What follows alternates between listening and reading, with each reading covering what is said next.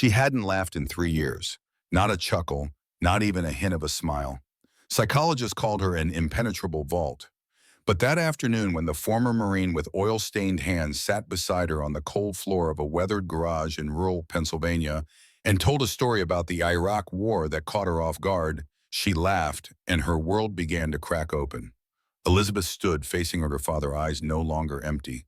Her voice, hoarse from disuse but unwavering, filled the garage. "No, I won't go back." Harrison Morgan stared at his daughter as if seeing a stranger.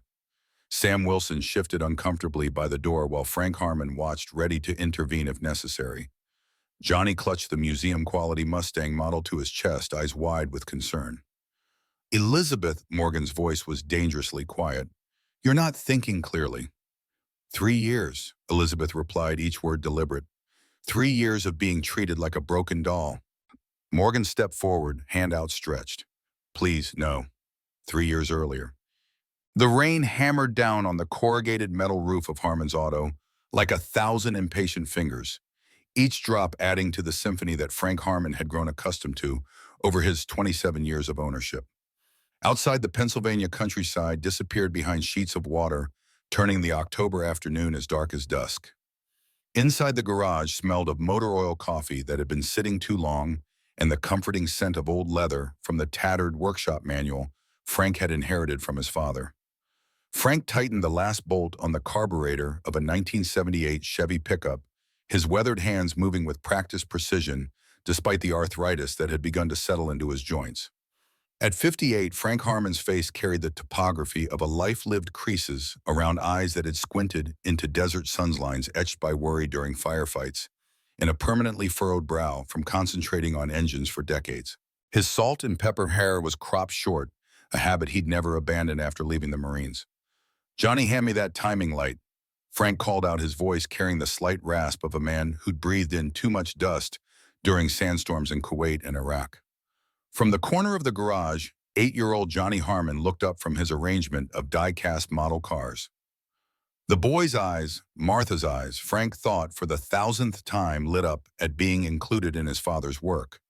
Johnny carefully set down a 1957 Thunderbird miniature and scampered across the concrete floor, his sneakers leaving small, wet prints from where he'd been standing near the partially open side door or watching the downpour. "This one, Dad?" Johnny asked, holding up the timing light with both hands, treating the tool with reverence. "That's it, buddy. Good man." Frank ruffled his son's sandy brown hair. "Want to see how it works?" Johnny nodded eagerly, and Frank lifted him up to see into the engine compartment. As Frank explained how the timing lights synchronized with the engine's firing sequence, he felt the familiar pang of gratitude mixed with sorrow. Martha should be here for this. She would have loved to see Johnny's face light up at learning something new, the way her own face used to brighten at the smallest discoveries. 5 years had passed since Martha's battle with breast cancer had ended, leaving Frank to raise their son alone. She'd been a military nurse, tough as nails and twice as sharp. They'd met during his second deployment to the Gulf when a training accident had landed him in the medical unit with a dislocated shoulder. Martha had reset it with clinical efficiency, then surprised him by slipping him an extra pudding cup during evening rounds. Their love had been forged in the crucible of military service, tempered by multiple deployments and tested by civilian life. When they'd both finally hung up their uniforms, they'd pooled their savings to buy this garage in Oak Ridge, where Martha had grown up.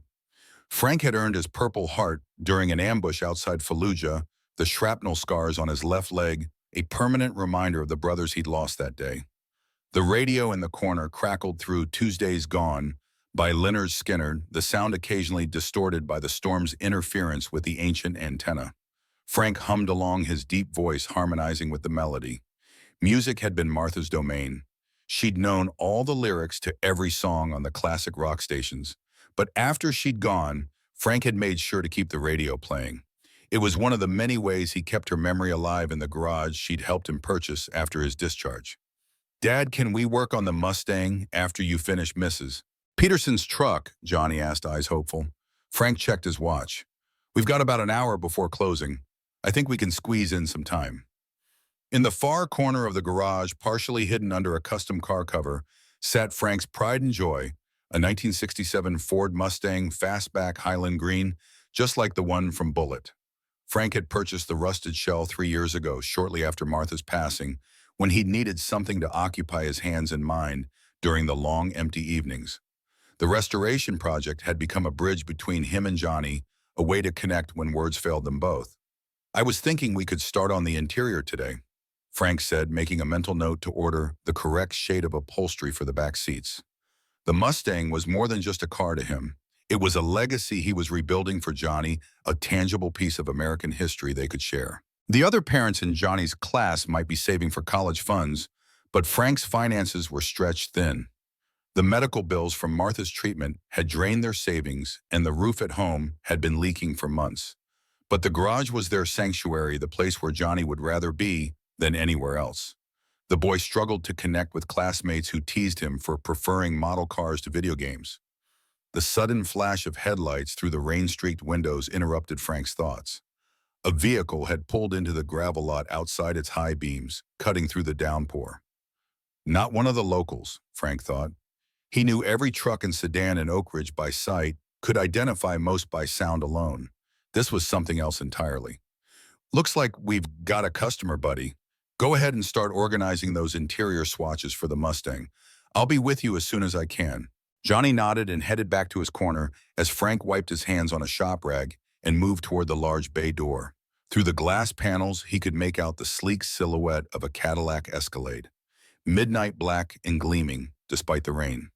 The kind of vehicle that usually bypassed Oak Ridge, entirely sticking to the interstate on its way to somewhere more significant. Frank pressed the button to raise the garage door, the mechanical groan joining the cacophony of the storm. The Escalade eased forward, water cascading off its polished hood as it entered the shelter of the garage. Frank noticed the Massachusetts plates and, more tellingly, the discreet MT logo on the driver's door. Morgan Technologies, the software empire that had revolutionized cybersecurity over the past decade. The driver's door opened, and a broad-shouldered man in a tailored black suit emerged. Everything about him screamed security, the alert eyes scanning the garage, the earpiece partially hidden by close-cropped hair, the slight bulge under his left arm where a shoulder holster would sit. He looked absurdly out of place among the tool cabinets and engine hoists. "Are you the mechanic?" the man asked, his tone professional but clipped. Frank straightened unconsciously, falling into the stance he'd used when addressing superior officers. "Frank Harmon, this is my shop." "Sam Wilson, we've got a fuel relay issue. Car started making strange noises about 10 miles back. Then the check engine light came on." The man Sam glanced back at the Escalade. "Can you take a look? We're on a tight schedule." "I can look, but parts for these newer models can take a day or two to arrive if needed," Frank replied, already moving toward the vehicle. Sam's jaw tightened. "We need to be in Pittsburgh by tomorrow morning." "I'll do what I can," Frank said, reaching for his diagnostic scanner. "You folks can wait in the office. There's coffee, might be a bit strong by now." Sam didn't move toward the office. Instead, he opened the rear passenger door of the Escalade, and Frank caught his first glimpse of the girl. She couldn't have been more than 17, with long, dark hair that fell in carefully maintained waves over the shoulders of what Frank recognized as an expensive coat. Her face was striking, not conventionally pretty, but compelling, with high cheekbones and a delicate jawline that hinted at good breeding. But it was her eyes that made Frank pause. They were dark, almost black, in the garage's fluorescent lighting, and utterly vacant. Not shade, not angry, empty, like windows into an abandoned house. "Miss Morgan will be delayed briefly. The mechanic needs to examine the vehicle." Sam said, his tone softening slightly. The girl, Miss Morgan, didn't respond. She simply stepped out of the car, moving with the mechanical precision of someone going through motions they'd rehearsed but found no joy in. Frank noticed her hands, long, slender fingers that looked like they should be playing a piano or violin, not clutching the small, leather-bound notebook she held like a shield. It took Frank a moment to make the connection. This had to be Elizabeth Morgan, daughter of Harrison Morgan, the tech mogul whose face graced the covers of business magazines and whose company's software protected everything from Pentagon databases to nuclear power plants. Frank had read about the family years ago, some tragedy involving the mother, if he recalled correctly. "The office is just through that door," Frank offered, pointing to the small room separated from the main garage by a glass partition. "It's not much, but it's warm." Elizabeth didn't acknowledge him. Instead, her gaze drifted across the garage until it landed on Johnny still arranging his model cars in the corner. Without a word to either man, she walked directly toward the boy, her expensive boots making soft tapping sounds on the concrete floor.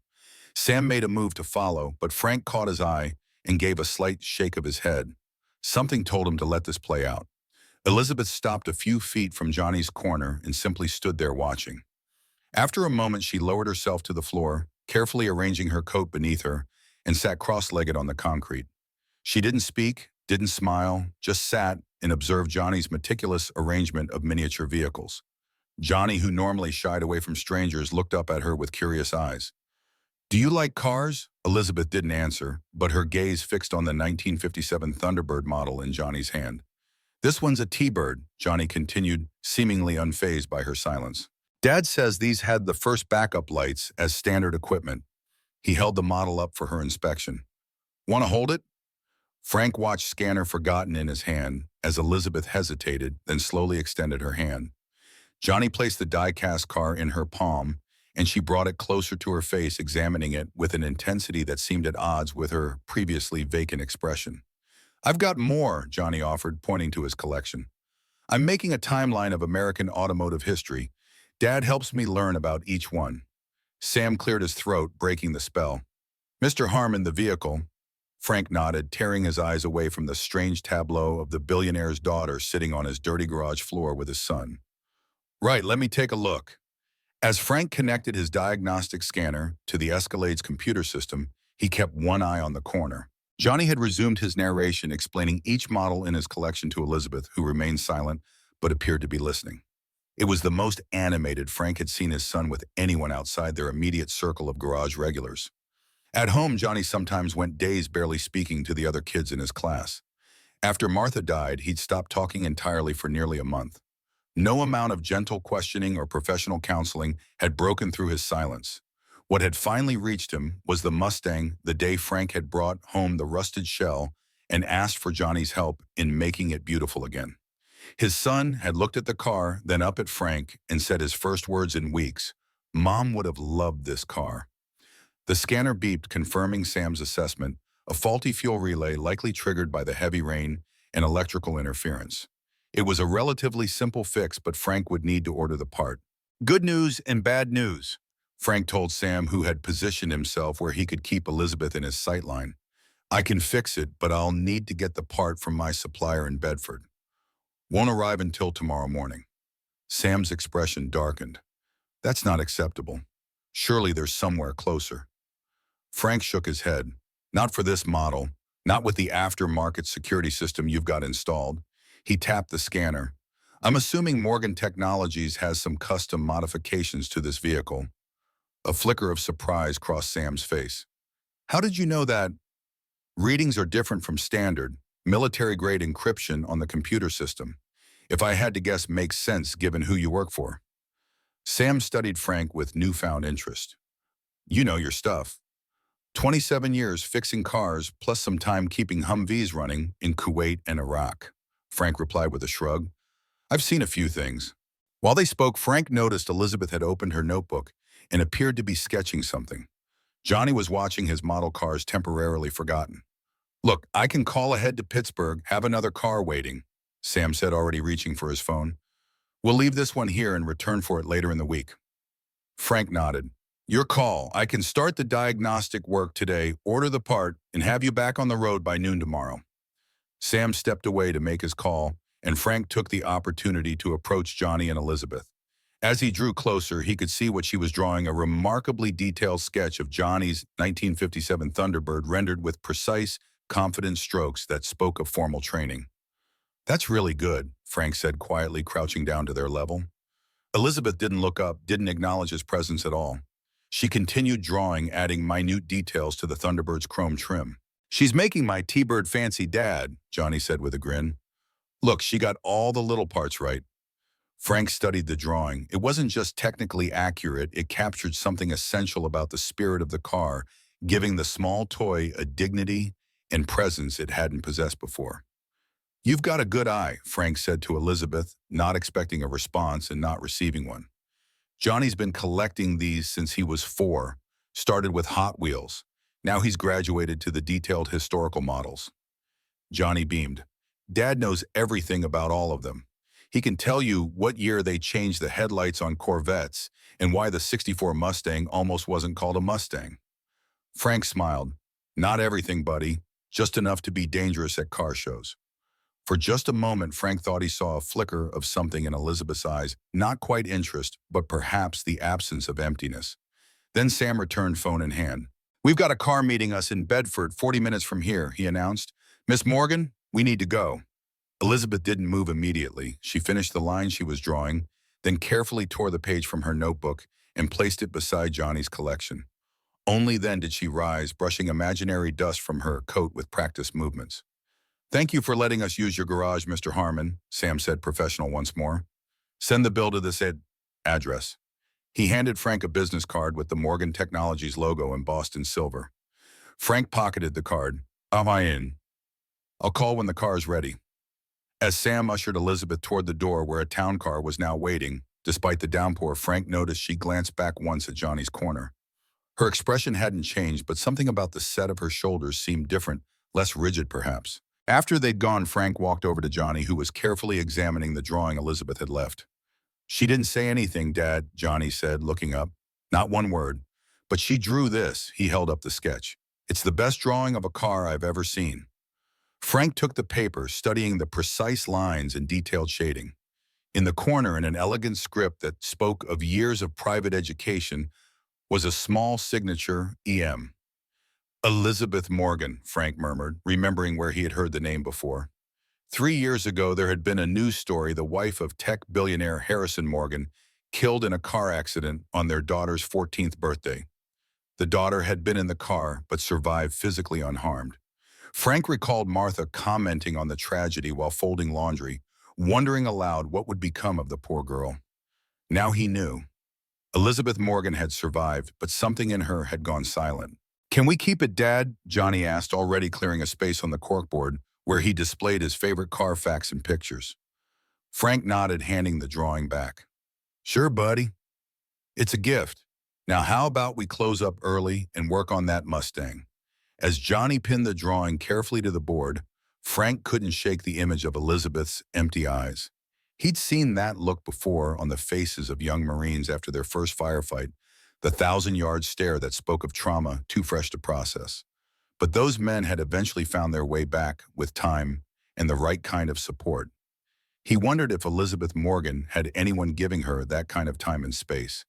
And he wondered, too, if she would ever return to his garage, where for a brief moment, something in her seemed to stir back to life.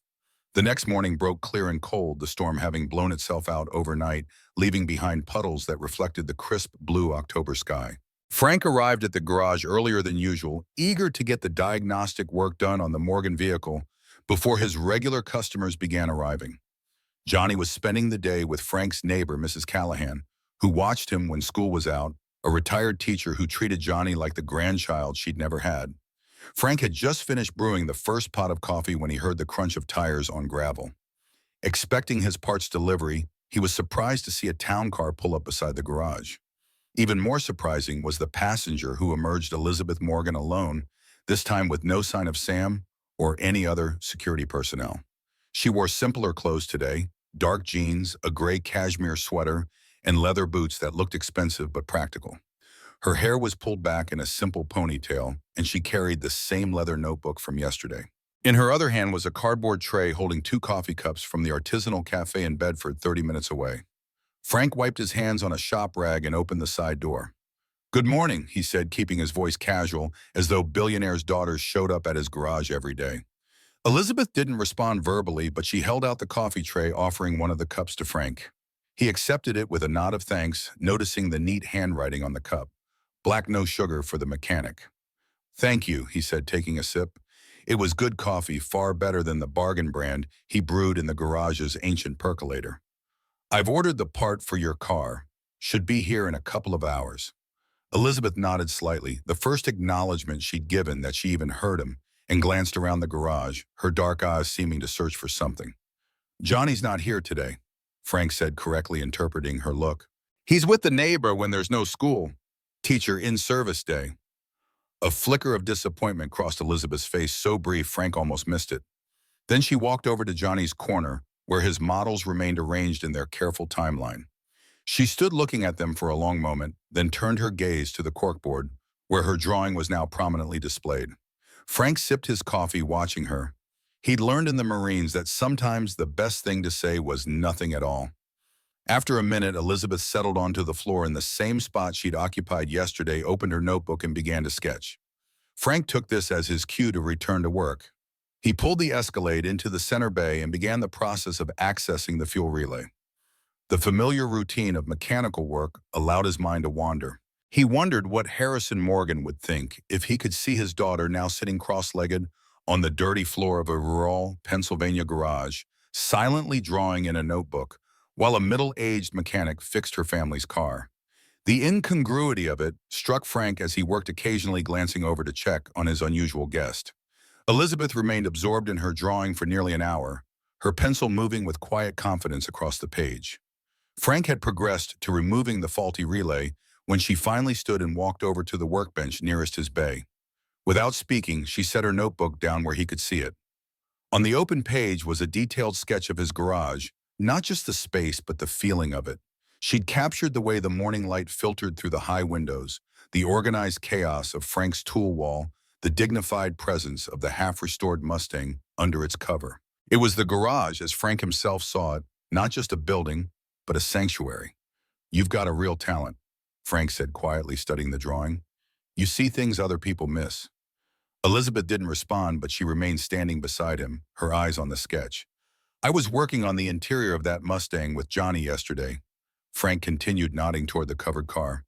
"It's a '67 fastback. Been restoring it for about 3 years now. Engine's done, bodywork's finished. Just need to complete the interior and detail work." He wasn't sure why he was telling her this, except that something about her silence invited confidences rather than demanding them. It reminded him of the way his unit's chaplain used to sit quietly beside troubled Marines, creating a space where words could come when they were ready. "My wife Martha and I always wanted a classic Mustang," he continued, returning to the relay replacement. "Never had the time or money when she was alive. After she passed, it seemed like a good project to keep my hands busy and teach Johnny about cars." Elizabeth moved closer, watching his hands work with the same intense focus she'd given Johnny's models. Frank continued his explanation, detailing the process of replacing the relay as though she were an apprentice learning the trade. She didn't ask questions, but her attention never wavered. When the garage phone rang, Frank excused himself to answer it. It was his parts supplier calling to say the delivery would be delayed until afternoon due to inventory issues. Frank thanked him and hung up, turning back to Elizabeth. "Looks like we'll be waiting a bit longer for that part," he explained. "You're welcome to stay, but it might be a few hours. I can call you a car if you'd prefer." Elizabeth shook her head, another small but definite response, and returned to Johnny's corner, settling back onto the floor with her notebook. Frank continued working on the preliminary stages of the repair, then moved to Mrs. Peterson's truck, which needed an oil change before she picked it up at noon. The morning progressed in a strange but not uncomfortable silence, broken only by the classic rock station playing softly in the background and the occasional sound of Frank's tools against metal. Around 11:01, the side door opened and Johnny burst in, his face flushed with excitement. "Dad, Mrs. Callahan had to go to the dentist for an emergency, so she dropped me." He stopped short when he spotted Elizabeth, his eyes widening. "You came back." Elizabeth looked up from her notebook, and Frank saw something remarkable. The corners of her mouth twitched slightly upward, not quite a smile, but the closest thing to one he'd seen on her face. Johnny approached her without hesitation, dropping his backpack by the door. "I brought my new model today. It's a 1963 Corvette Stingray. Want to see?" Without waiting for a response, he pulled a small box from his jacket pocket and sat down beside her, carefully opening the package to reveal a die-cast model of the iconic sports car. Elizabeth set aside her notebook and focused on the tiny vehicle as Johnny began explaining its historical significance. This was the first year they called it Stingray, and it had this really cool split rear window that they only made for 1 year because people complained they couldn't see out the back, Johnny said, pointing to the feature in question. "Dad says sometimes the things that make something special are the things that don't always make practical sense." Frank smiled at his son's perfect recall of their conversation from the car show last summer. As he watched Johnny and Elizabeth, he was struck by how naturally his son had adapted to her silence. Johnny didn't seem to mind or even notice that she never responded verbally. He simply continued his enthusiastic monologue about the Corvette's features, occasionally pausing, as though giving her time to absorb the information. "I'm going to add it to the timeline right here," Johnny explained, indicating a spot between two other models. Because historically, this was when American sports cars really started to compete with European ones. Elizabeth nodded another small but meaningful response. Then, to Frank's astonishment, she reached for her notebook, wrote something on a blank page and turned it so Johnny could read it. Johnny's face lit up. "Dad, she wants to know if she can help organize the timeline." Frank set down his wrench and walked over, curious. Elizabeth's elegant handwriting posed a simple question. "May I help arrange them chronologically?" "Of course," Frank said, smiling at her. "Johnny's been wanting to create a proper display. There's some balsa wood on the shelf over there we've been meaning to use for platforms." For the next hour, as Frank continued working on Mrs. Peterson's truck, Johnny and Elizabeth collaborated on a tiered display for his model car collection. Johnny chattered continuously, explaining each vehicle's significance, while Elizabeth arranged them with precise attention to historical accuracy. She wrote occasional notes in her book and showed them to Johnny, who responded with enthusiastic agreement or friendly debate about car facts. It was the most animated Frank had seen his son in months. Johnny had struggled to connect with children his own age since Martha's death, finding more comfort in the company of adults who shared his interest in cars and history. Watching him with Elizabeth, Frank realized his son had found a kindred spirit, albeit an unlikely one. "At school, the other kids make fun of me," Johnny said suddenly, his voice dropping, as he placed a 1969 Dodge Charger on the display. "Tommy Peters called me car freak and said only babies play with toy cars. He said I should be playing Warzone instead." Elizabeth paused in her arranging, looking at Johnny with an intensity that seemed to cut through her usual detachment. She wrote something in her notebook and showed it to him. Frank couldn't see what she'd written, but Johnny's response was immediate. "Really, you think it's good that I know about real things instead of just video games?" Elizabeth nodded firmly, then wrote something else. Johnny read it aloud this time. "Knowledge of history and mechanics will serve you better in life than virtual shooting skills." "That's exactly what Dad says." He beamed at Elizabeth with newfound admiration. "Were kids mean to you too?" Frank watched as Elizabeth's expression shifted subtly. She hesitated, then wrote again, showing Johnny a shorter note. "Oh," Johnny said, his voice softer. "I'm sorry they called you weird for playing violin instead of doing whatever everybody else was doing." Elizabeth shrugged, but Frank could see the old hurt in her eyes. He recognized it immediately, the pain of being different, of having passions others didn't understand. He'd seen it in Johnny, and now he saw its echo in this silent girl from a world away. When the parts delivery finally arrived at 1 Frank almost regretted it. He installed the new fuel relay, efficiently tested the Escalade systems, and confirmed the repair was complete. As he closed the hood, he glanced over at the corner where Johnny was showing Elizabeth how to use a small hand drill to create mounting holes in the display board. "Vehicle's ready," Frank announced, wiping his hands. "Good as new." Elizabeth looked up, and for the first time, Frank saw clear disappointment on her face. She set down the drill carefully and reached for her phone, typing something quickly. "Do you need me to call someone to pick you up?" Frank asked. She shook her head and showed him her phone screen. A ride-sharing app indicated a car was already en route, arriving in 7 minutes. "I see you've got it covered," Frank said with a nod. "The bill for the repair will go to the address on the card your driver gave me yesterday." Elizabeth nodded, then returned to Johnny to help him secure the last of the models to their new display. Frank watched them work, struck by the transformation in Elizabeth's demeanor since yesterday. She still hadn't spoken aloud, but her body language had shifted, less rigid, more present. The vacancy in her eyes had been replaced by focus and purpose as she helped Johnny complete his project. When the rideshare car pulled up outside, Elizabeth carefully packed her notebook and pencils into a small backpack Frank hadn't noticed before. She stood brushing dust from her jeans and looked at the completed car display with what might have been satisfaction. "Will you come back tomorrow?" Johnny asked, looking up at her with hopeful eyes. "We could start on the information cards for each car." Elizabeth hesitated, then reached for her notebook one last time. She wrote something, tore out the page, and handed it to Johnny before walking to the door. She paused there, looking back at the garage, as though committing it to memory, then slipped outside to the waiting car. Johnny stared at the note in his hand, a grin spreading across his face. "Dad, she's coming back tomorrow, and she says my car knowledge is impressive and precise." Frank smiled, crossing the garage to look at the note. The elegant handwriting read, "Your knowledge is impressive and precise. I'll return tomorrow at 10 a.m. if that's acceptable." "Looks like you've made a friend, buddy," Frank said, ruffling Johnny's hair. "A very unusual friend." That evening, after Johnny had gone to bed, Frank sat at the kitchen table with his laptop, something he rarely did. His fingers, more accustomed to wrenches than keyboards, moved awkwardly as he typed Elizabeth Morgan into the search engine. The results confirmed what he'd pieced together. Elizabeth Morgan, 17 years old, only child of Harrison Morgan, founder and CEO of Morgan Technologies. Her mother, renowned concert pianist Sophia Keller. Morgan had died 3 years ago in a car accident on the evening of Elizabeth's 14th birthday. They had been returning from a performance at the New England Conservatory, where Elizabeth, a musical prodigy like her mother, had played violin in a student showcase. According to the articles, Elizabeth had been in the car, but escaped with minor physical injuries in the years since she had withdrawn from public life completely.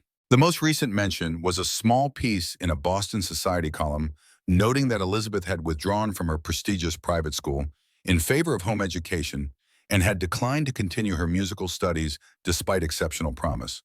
There was a photograph from before the accident, Elizabeth at 13, standing beside a grand piano, where her mother sat, both dressed in formal concert attire.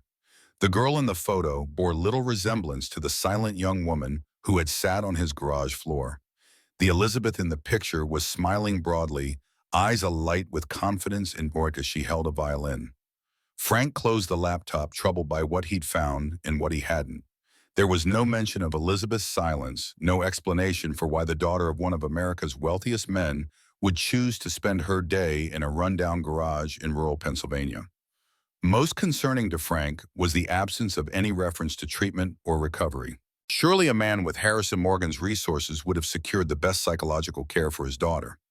As he rose to turn in for the night, Frank's gaze fell on a photograph on the refrigerator, Johnny at 6, sitting on Martha's lap in her hospital bed, both smiling despite the circumstances.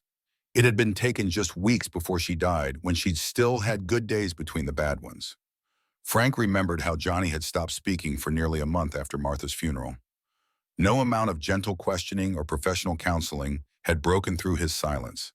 What had finally reached him was the Mustang, the day Frank had brought home the rusted shell and asked for Johnny's help in making it beautiful again. His son had looked at the car, then up at Frank, and said his first words in weeks, "Mom would have loved this car."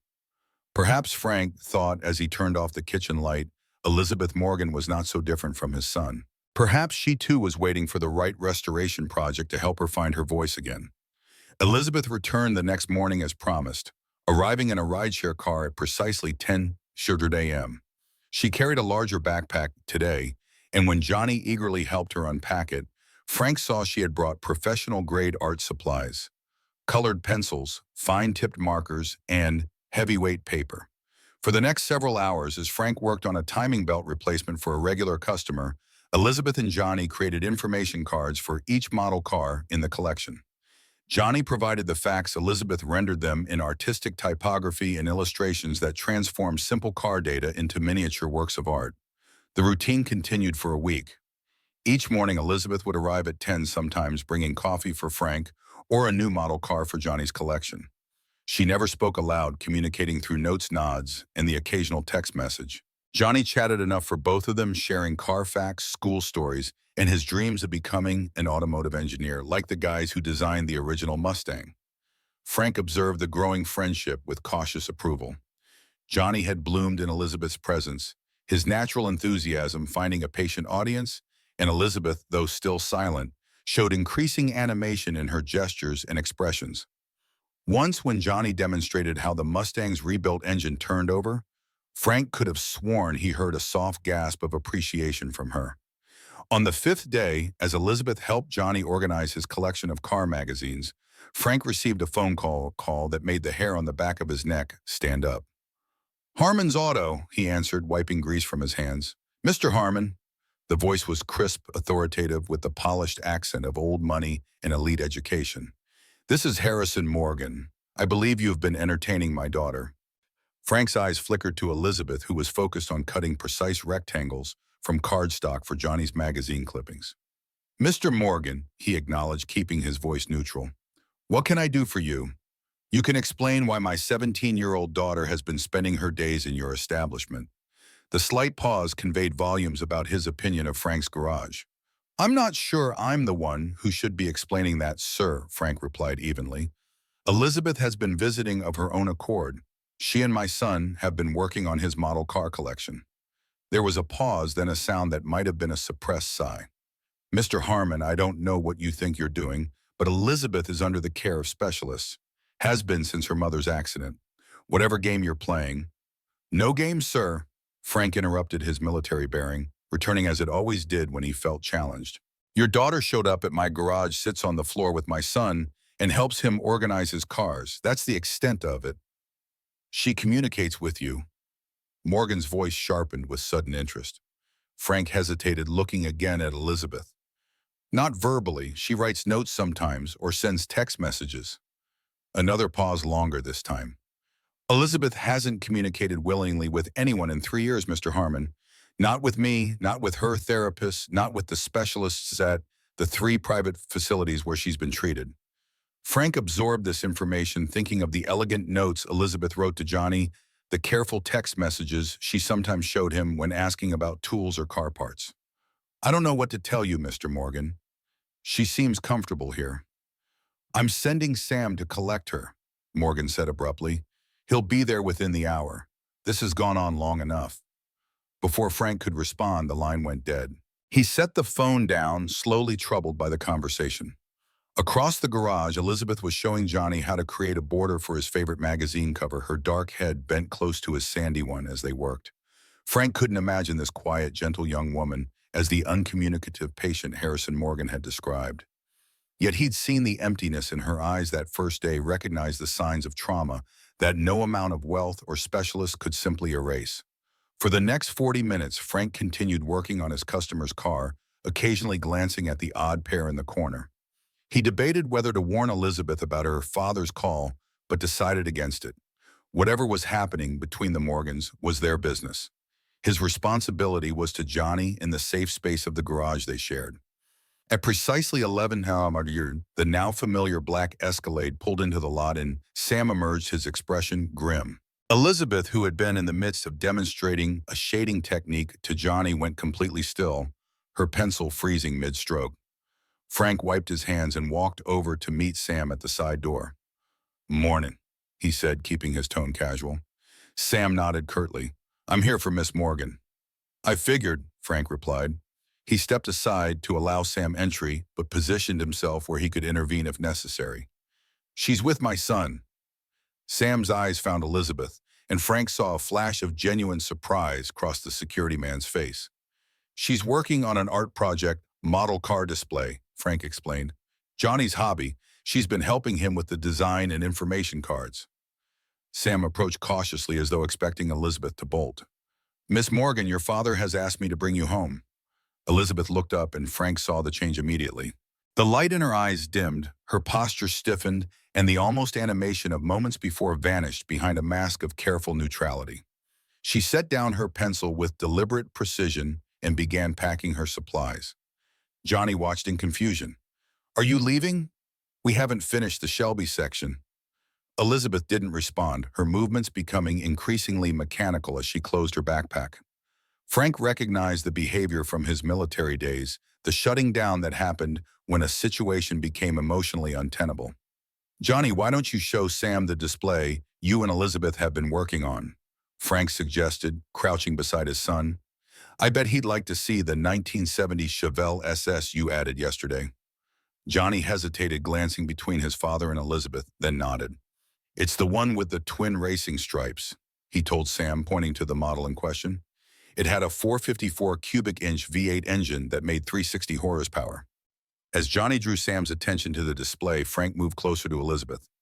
You okay? He asked quietly. She remained still, eyes fixed on her backpack.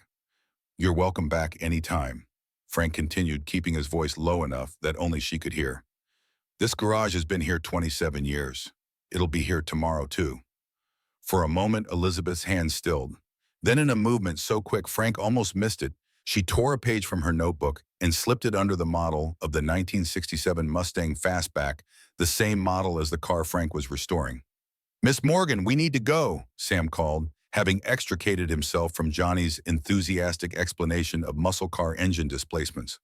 Elizabeth stood, backpack clutched to her chest, and walked toward the door without looking back. The emptiness had returned to her eyes, the vacancy that Frank had watched gradually fill over the past week now complete again. After they'd gone, Johnny turned to Frank, his young face troubled. "Did I do something wrong, Dad?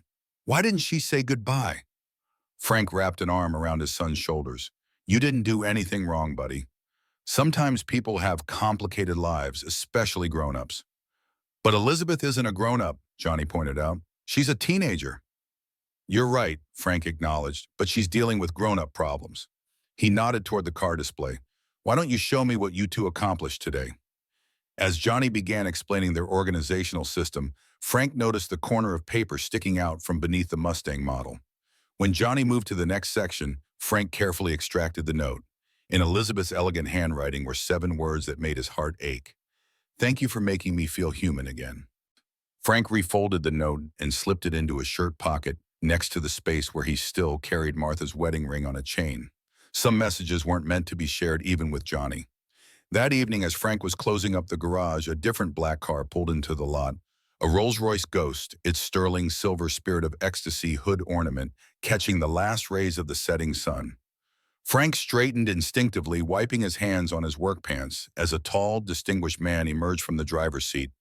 Harrison Morgan looked exactly like his pictures in business magazines, tall, impeccably groomed, with silver-streaked dark hair, and the confident bearing of a man accustomed to command. His tailored suit probably cost more than Frank's monthly mortgage payment, and his shoes gleamed with the high polish of someone who had others to worry about mud and rain. "Mr. Harmon," Morgan said, extending his hand, "I believe we spoke earlier." Frank accepted the handshake, noting the man's firm grip and the slight calluses that suggested Morgan wasn't entirely removed from hands-on work. "Mr. Morgan, didn't expect to see you in person." Morgan's eyes, the same deep brown as his daughter's, surveyed the garage with clinical assessment. "I make it a point to personally investigate situations involving Elizabeth's well-being." The implied criticism wasn't lost on Frank, but he let it pass. "She's not here if that's what you're checking." "I'm aware. She's at home with her caretaker." Morgan's gaze settled on Johnny's car display prominently positioned on a workbench. "This is the project my daughter has been working on." Frank nodded. "My son's collection. Elizabeth's been helping him organize and document it." Morgan moved closer to the display, examining the information cards, with their blend of Johnny's carefully printed facts and Elizabeth's artistic embellishments. He touched one card, gently tracing the outline of a perfectly rendered 1963 Corvette Stingray. "She was drawing again," he asked, his voice losing some of its edge. "Every day," Frank confirmed. "She has real talent." Morgan nodded slowly. "She gets that from her mother. Sophia could have been a professional artist if she hadn't been an even more gifted musician." He straightened, turning back to Frank with renewed authority. "Mr. Harmon, I'm sure you can understand my concern. My daughter is a vulnerable young woman with significant psychological trauma. She requires professional care and supervision." Frank crossed his arms, measuring his response. "With all due respect, Sir, Elizabeth seemed pretty content here. Not saying your specialists aren't doing their jobs, but sometimes people need different kinds of spaces to heal." "And you believe an auto repair shop is such a space?" Morgan's tone was skeptical, but not entirely dismissive. "I believe any place where she feels safe enough to draw, communicate, and help an 8-year-old with his hobby is worth considering," Frank replied evenly.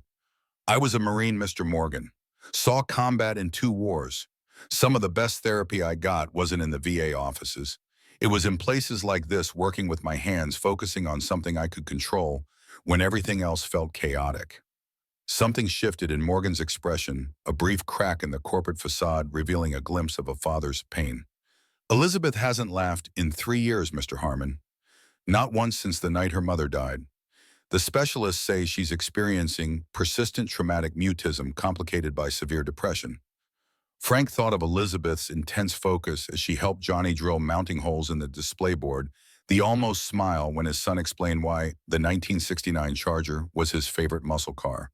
Not laughter, perhaps, but not emptiness either. Johnny didn't speak for a month after his mother died, Frank said quietly. No amount of counseling helped. What finally got him talking was this. He gestured to the partially restored Mustang. Sometimes the path back isn't through talking about what hurts. Sometimes it's through building something new. Morgan was silent for a long moment, studying the Mustang with newfound interest. The 1967 Fastback Bullet Edition. Frank nodded, impressed despite himself. Original 390 V8 4-speed manual. Took me a year just to find the correct carburetors.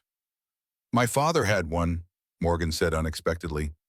Not the Highland Green, he had the Acapulco Blue. Used to let me help him change the oil when I was a boy. His voice held a note of nostalgia that humanized him in a way his perfect suit could not. Frank sensed an opening. Johnny and I work on it every weekend. It's almost finished, just completing the interior and some detail work. Morgan turned back to the car display, his expression unreadable. Elizabeth's birthday is next week. She'll be 18. He paused, then added, the accident happened on her 14th birthday. We were driving home from her violin recital. The roads were wet.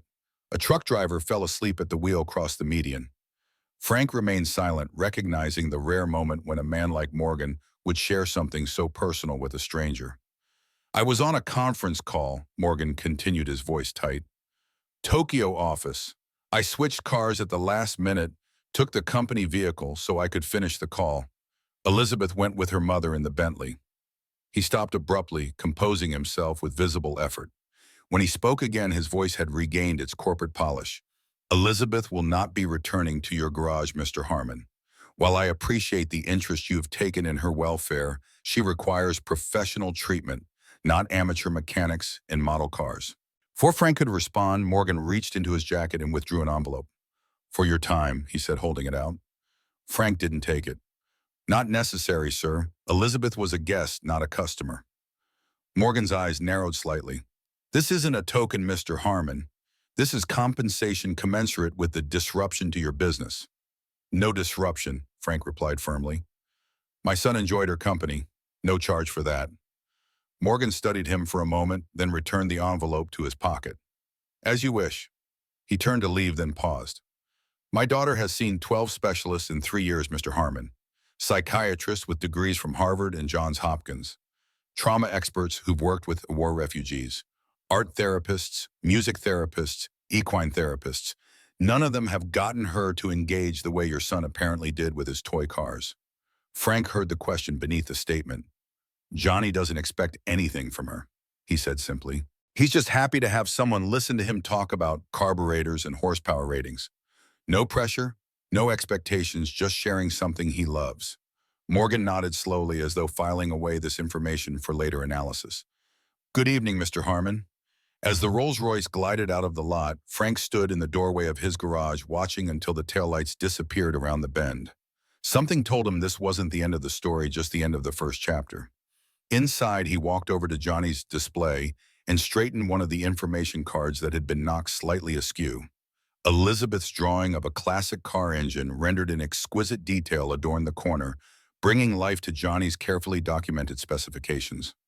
Frank thought of the note in his pocket, 7 words that spoke volumes about the silence in which Elizabeth had been living. Thank you for making me feel human again. He wondered if Harrison Morgan had any idea what his daughter had found in a rundown garage in rural Pennsylvania. Not a cure, perhaps, but a moment of humanity in what had clearly been 3 years of carefully managed isolation. As Frank turned off the lights and locked up for the night, he couldn't shake the feeling that Elizabeth Morgan would return. The question was whether she would come alone or if her father would be wise enough to recognize that sometimes healing happened in the most unexpected places, even on the oil-stained floor of a small-town garage. The weekend passed with no sign of Elizabeth.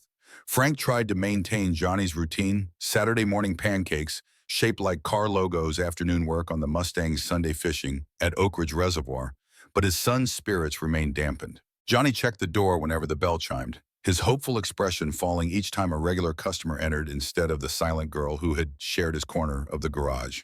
"Do you think she's mad at me, Dad?" Johnny asked Sunday evening as Frank tucked him into bed, the room illuminated by the glow-in-the-dark constellation stickers Martha had placed on the ceiling years ago. Frank smoothed his son's sandy hair back from his forehead. "No, buddy, I don't think she's mad at you at all." "Then why didn't she come back?" "We didn't finish the muscle car section."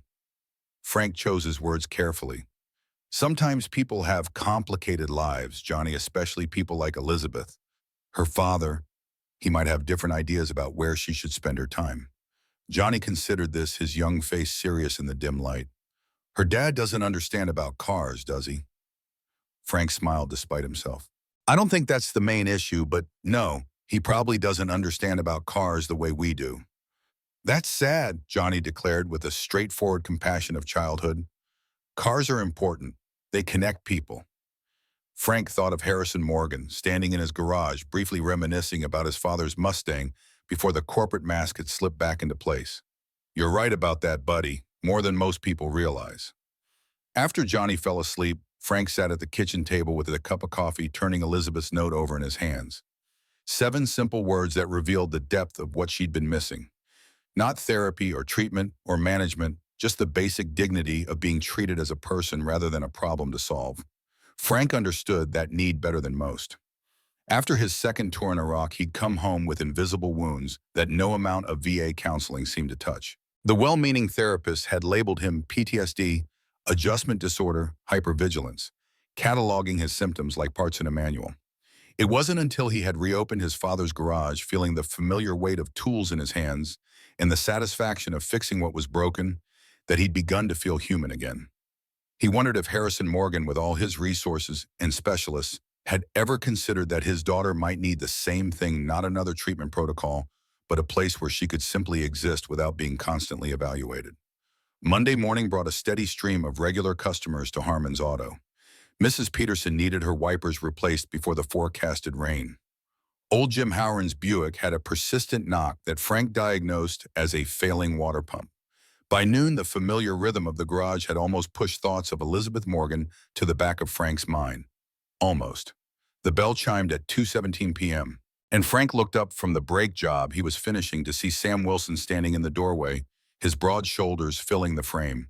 The security man wasn't in his usual suit, but dressed in casual clothes, dark jeans, and a charcoal sweater that still somehow managed to look expensive. "Mr. Harmon," Sam nodded, stepping into the garage. Frank wiped his hands on a shop rag. "Sam, didn't expect to see you again." Sam's expression remained professionally neutral. "Mr. Morgan asked me to deliver this personally." He held out a manila envelope. Frank accepted it cautiously. "What is it?" "Information you should have," Sam replied cryptically. He glanced around the garage. "Your son's not here." "School day," Frank said, setting the envelope on his workbench unopened. "He'll be at the neighbors until 5. Sam nodded, lingering instead of leaving immediately. After a moment, he spoke again. "I've worked for the Morgan family for 7 years. Been with Elizabeth since before the accident." Frank waited, sensing there was more coming. "Saturday was the first time I've seen her draw in 3 years." Sam continued, his professional demeanor softening slightly. "She used to sketch constantly in the car during flights at her mother's rehearsals. After the accident, she stopped completely. Wouldn't even hold a pencil when the art therapists tried to engage her." Frank absorbed this information silently. "Yesterday, she spent 4 hours in her room with the door locked," Sam said. "When she came out, there were pencil shavings on her sleeve." He met Frank's eyes directly. "I thought you should know that." Before Frank could respond, Sam turned and left the bell, chiming softly behind him. Frank stared at the manila envelope for a long moment before opening it. Inside was a collection of newspaper clippings, medical summaries, and photographs, a dossier on Elizabeth Morgan that revealed far more than any internet search could provide. The earliest clipping showed Elizabeth at age 7 accepting a youth music award, her small hands cradling a violin nearly as big as she was. Another featured her at 12 performing with the Boston Youth Symphony. The most recent pre-accident photograph showed Elizabeth and her mother Sophia backstage at the New England Conservatory the night of the accident. Elizabeth was beaming, holding a bouquet of white roses, her mother's arm around her shoulders. The medical summaries were more troubling. Clinical language described Elizabeth's condition following the accident. Patient presents with selective mutism following traumatic event. Refuses all verbal communication. Minimal engagement with therapeutic interventions. Regression in self-care behaviors. Resistance to musical stimuli previously enjoyed. A handwritten note on Morgan Technologies' letterhead was clipped to the file in precise angular handwriting. She was in the vehicle for 72 minutes with her mother's body before emergency services could extract her. The doctors say this is the source of the trauma. I believe you should know this context. H. Morgan. Frank set the papers down, his stomach tight with the horror of what Elizabeth had endured. To be trapped beside her dead mother on her birthday for over an hour would leave scars no amount of expensive therapy could easily erase. The last item in the envelope was a current photograph of Elizabeth, clearly taken without her knowledge, sitting on the floor of Frank's garage beside Johnny, helping him arrange his model cars.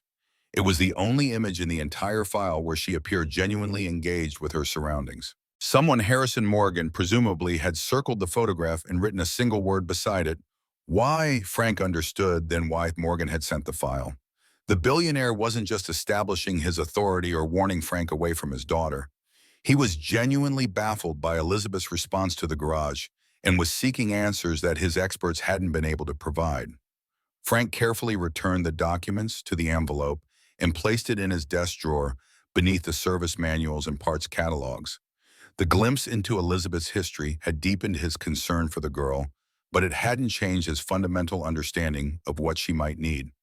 Sometimes the deepest wounds required the simplest medicines, safety purpose, and the dignity of being useful rather than merely being handled.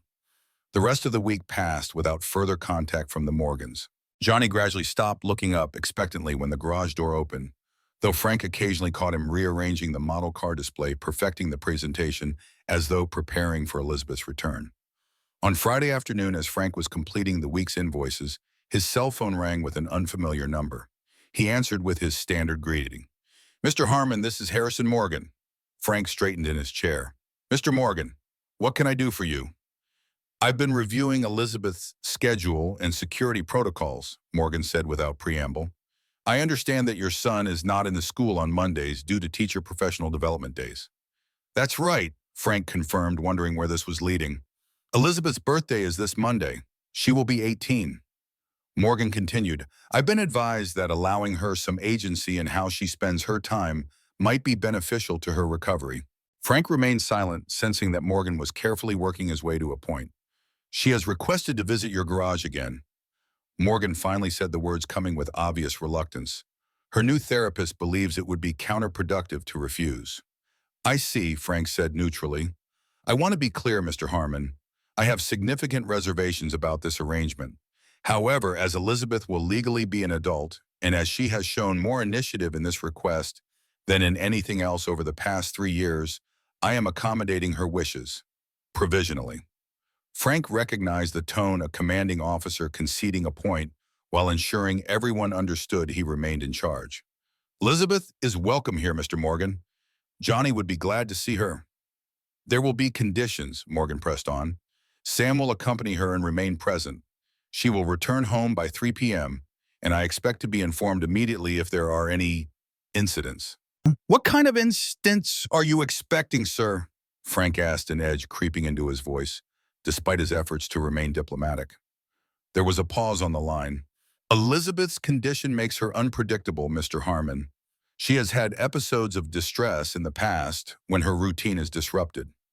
Frank thought of the quiet, focused young woman who had spent hours helping Johnny organize his collection, her movements deliberate and her attention steady. "She seemed pretty stable here, Mr. Morgan, but I understand your concern. She'll be safe in my garage." "See that she is," Morgan replied, his tone making it clear the conversation was concluded. "Sam will bring her at 10 a.m. on Monday." After the call ended, Frank sat for a long moment considering the implications. Elizabeth would be legally an adult on Monday, no longer subject to her father's direct control, at least in theory. Yet Morgan's arrangement suggested he had no intention of truly relinquishing that control, birthday or no birthday. Frank understood parental worry.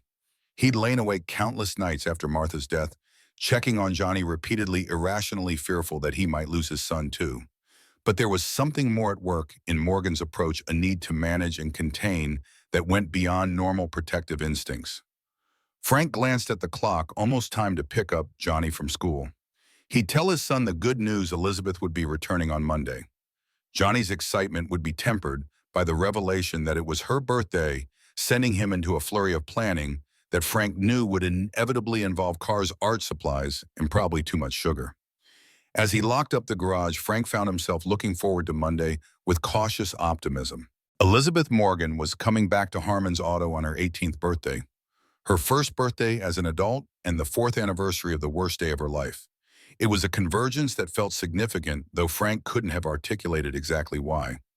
Monday morning dawned clear and crisp, the October air carrying the first hint of the winter to come. Frank arrived at the garage earlier than usual, Johnny practically bouncing with excitement beside him. They had spent Sunday afternoon preparing Johnny selecting his newest model cars to show Elizabeth, Frank giving the garage a more thorough cleaning than it typically received. "Do you think she'll like the card I made?" Johnny asked for the third time, carefully removing a handmade birthday card from his backpack. He'd spent hours on it, drawing a detailed Mustang fastback surrounded by birthday candles with "Happy 18th Birthday, Elizabeth" emblazoned across the top in his neatest printing. "I think she'll love it, buddy," Frank assured him, unlocking the garage door. "Remember what we talked about, though. Today might be a complicated day for Elizabeth. It's her birthday, but it's also the day her mom died." "I remember, Dad," Johnny finished solemnly. "That's why I put the special message inside." Frank nodded, touched by his son's sensitivity. Inside the card, Johnny had written, "It's okay to be happy and sad on the same day. That's what Dad says about Mom's birthday now that she's in heaven." At precisely 10 a.m., the black Escalade pulled into the lot. Sam emerged first, scanning the area with professional thoroughness before opening the rear passenger door. Elizabeth stepped out, dressed in dark jeans and a simple gray sweater, her hair pulled back in its usual ponytail. She carried her leather notebook in a small tote bag. Johnny couldn't contain himself. He burst out the side door, stopping just short of Elizabeth, with the sudden awareness that she might not welcome a hug. "You came back," he exclaimed, bouncing slightly on his toes. "I kept working on our display. I added 2 new muscle cars and reorganized the import section like you suggested." Elizabeth's expression softened as she looked at Johnny. She gave a small nod of acknowledgement, then followed him into the garage, Sam trailing a few paces behind. Frank met them inside, wiping his hands on a shop rag. "Morning, Elizabeth, Sam." He nodded to each of them. "Good to see you both." Elizabeth met his eyes briefly, and Frank was relieved to see that the emptiness that had characterized her gaze during her first visit was absent. She wasn't animated, not by any normal standard, but she was present in a way that mattered. Johnny could barely contain himself. "Can I give it to her now, Dad?" he whispered at a volume that everyone could clearly hear. Frank smiled. "Go ahead, buddy." Johnny presented his card with ceremonial gravity. "Happy birthday, Elizabeth. I made this for you." Elizabeth accepted the card carefully. As she opened it, Frank watched her face, closely concerned that the birthday acknowledgement might trigger painful memories. Her expression remained composed as she read Johnny's message, but her fingers tightened slightly on the card's edges. After a moment, she reached for her notebook, wrote something, and showed it to Johnny. Johnny beamed. "Dad, she says it's the best card she's ever gotten, and she wants to see what we've added to the collection." The tension in the garage eased as Johnny led Elizabeth to their corner, immediately launching into a detailed explanation of the changes he'd made to the display. Sam positioned himself near the door, maintaining a watchful presence while giving Elizabeth space. Frank returned to the Chevy he'd been working on, but kept one eye on the pair in the corner. Elizabeth seemed more comfortable today, her movements less hesitant as she examined the new models Johnny had added. She wrote occasional notes to him, each one sending Johnny into excited elaboration on whatever car facts she'd inquired about. Around 11 p.m., as Frank was finishing the Chevy's tune-up, he noticed Elizabeth opening her tote bag. She removed a carefully wrapped package and presented it to Johnny, whose eyes widened in surprise. "For me, but it's your birthday," Johnny exclaimed, accepting the gift with reverence. Elizabeth nodded, gesturing for him to open it. Johnny unwrapped the package with uncharacteristic care, gasping when he revealed what was inside: a professional-quality hardbound sketchbook and a set of artist pencils similar to the ones Elizabeth used. "Wow," Johnny breathed, running his fingers over the sketchbook's cover. "These are just like yours." Elizabeth wrote something in her notebook and showed it to him. "You think I can learn to draw cars like you do?" Johnny read aloud, his face lighting up. Yes. Will you teach me? Dad says I draw good for my age, but I want to make them look real like yours. Elizabeth nodded, opening the sketchbook to the first page where Frank could see she had already begun a step-by-step guide to drawing a classic car in profile. For the next hour, the garage was filled with the quiet sounds of Johnny's concentrated efforts as Elizabeth guided him through the basics of perspective and proportion. Frank completed his work on the Chevy, called the owner to report it was ready, and started on an oil change for his next appointment.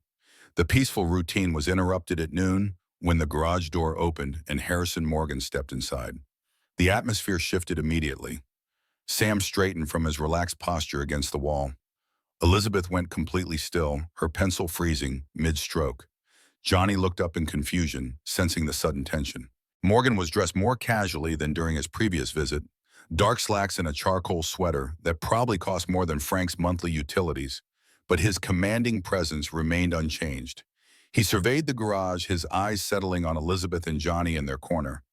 "I thought I'd join you for lunch," Morgan announced, his tone making it clear this wasn't a request. "It is a special occasion after all." Frank wiped his hands and stepped forward.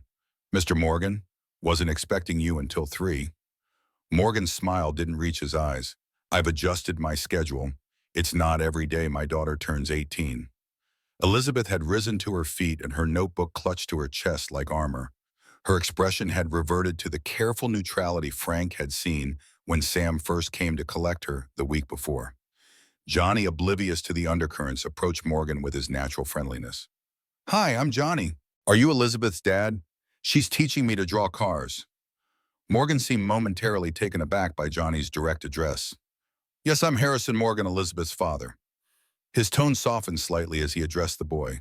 "You're the car enthusiast I've heard about." Johnny nodded enthusiastically. "Yes, sir. I'm going to be an automotive engineer when I grow up. Elizabeth gave me this sketchbook for drawing designs." He held up the gift proudly. "It's professional quality." Morgan's eyes moved from the sketchbook to Elizabeth, something unreadable passing across his face. "Did she—" "That was thoughtful." Frank stepped in. "Johnny, why don't you show Mr. Morgan your car display? You and Elizabeth have put a lot of work into it." Johnny eagerly led Morgan to the corner where the tiered display showcased his collection, complete with the information cards he and Elizabeth had created. As Johnny began explaining the organizational system, Frank moved closer to Elizabeth, who remained frozen in place. "You okay, he asked quietly. Elizabeth's dark eyes met his, and Frank saw fear there, not of physical harm, but of the careful equilibrium she'd established being disrupted. She gave a slight shrug that conveyed volumes. "It's your birthday," Frank continued, keeping his voice low. "And you're 18 now. That means you get to make your own choices." Elizabeth's gaze shifted to her father, who was listening with surprising patience as Johnny detailed the historical significance of the 1964 Pontiac GTO. "Your dad's trying him," Frank acknowledged. "That counts for something." Elizabeth opened her notebook and wrote quickly. "He wants me back at the treatment center in Boston tomorrow." Frank's jaw tightened, but he kept his expression neutral. "Is that what you want?" Her pencil hovered over the page for a long moment before she wrote, "I don't know what I want. I just know what I don't want." Before Frank could respond, Morgan approached, having extracted himself from Johnny's automotive history lesson. "Elizabeth, I've made reservations at the Bedford Inn for lunch. Private dining room." His tone made it clear he expected compliance. Elizabeth glanced at Frank, then back at her father. She wrote in her notebook and held it up. "Can Johnny and Frank come too?" Morgan's surprise was evident. He looked from Elizabeth to Frank and Johnny, clearly recalibrating his plans. "I had envisioned a family lunch," he said carefully. Elizabeth's expression didn't change, but her grip on the notebook tightened. Frank stepped in. "Johnny and I have leftover pizza planned for lunch, Mr. Morgan. You two should enjoy your reservation." Johnny, picking up on the tension, moved to Elizabeth's side. "But it's her birthday. We were going to put a candle in a Twinkie and sing the birthday song." Morgan's expression softened fractionally at Johnny's disappointment. "Perhaps we could delay our reservation for a short birthday observation here." It wasn't a gracious concession, but it was a concession nonetheless. Frank nodded. "Johnny, why don't you get the Twinkies from my office? They're in the bottom drawer." As Johnny scampered off, an awkward silence fell over the garage. Elizabeth had returned to her notebook, sketching something with quick, nervous strokes. Morgan examined the half-restored Mustang with feigned interest. Sam remained by the door, professional and impassive. Frank searched for neutral ground. Johnny tells me Elizabeth's been teaching him some drawing techniques. He's always been interested in design but hasn't had much formal instruction. Morgan nodded stiffly. Elizabeth inherited her mother's artistic talent. Sophia could have been a professional artist if she hadn't been such a gifted musician. Johnny mentioned she played violin. Frank said, carefully steering the conversation towards safer waters. Played it is past tense, Morgan replied, a hint of bitterness creeping into his tone. She hasn't touched an instrument since the accident. The therapists say the association with her mother is too painful. Frank glanced at Elizabeth, who had stopped sketching and was staring intently at her notebook. Sometimes people need to find their own way back to the things they loved, on their own timeline. Morgan's jaw tightened. It's been 3 years, Mr. Harmon. The specialists have tried every approach: music therapy, art therapy, traditional talk therapy, EMDR medication. Nothing has broken through, until apparently your garage. The last words carried a mix of resentment and genuine bewilderment that Frank chose not to address directly. Johnny has that effect on people, he said instead. No agenda, just enthusiasm.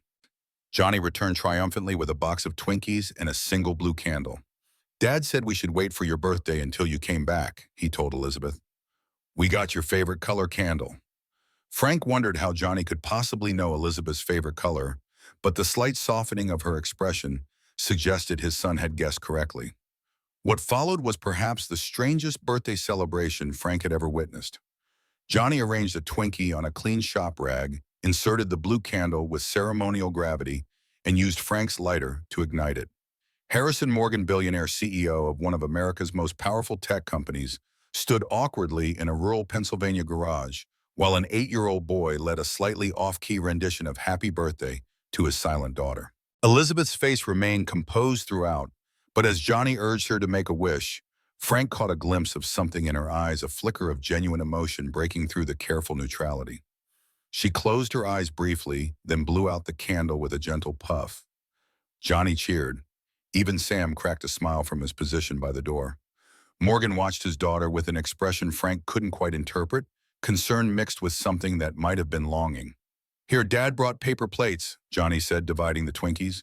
He handed one to Elizabeth, then offered one to Morgan with the unconscious confidence of a child who hasn't yet learned to be intimidated by wealth or status. Morgan hesitated, then accepted the modest offering. Thank you, Johnny. Frank watched in amazement as Harrison Morgan, dressed in clothing that probably cost more than Frank's monthly mortgage payment, took a small bite of a Twinkie in a gesture of paternal solidarity. The absurdity of the moment wasn't lost on Frank, but neither was its importance. For perhaps the first time in years, Morgan was meeting his daughter on neutral ground, participating in her chosen celebration, rather than orchestrating an experience he deemed appropriate. After the impromptu party, Morgan checked his watch. Our reservation is in 20 minutes, Elizabeth. We should be going. Elizabeth looked at Johnny, who was happily finishing his Twinkie, then at Frank. She opened her notebook and wrote, "Thank you for the birthday celebration." "Anytime," Frank replied with a smile. "Happy birthday, Elizabeth." Johnny wiped cream filling from his mouth with the back of his hand. "Will you come back tomorrow? We can work on drawing that '69 Charger you were showing me." Before Elizabeth could respond, Morgan interjected. "Elizabeth has appointments tomorrow in Boston. Important medical consultations we've had scheduled for months." Elizabeth's expression closed off immediately, the brief animation from the birthday celebration vanishing behind her familiar mask of neutrality. She packed her notebook and pencils with mechanical precision, not meeting anyone's eyes. Frank felt a surge of frustration on her behalf. Today was her 18th birthday. Legally, she was an adult who could make her own decisions.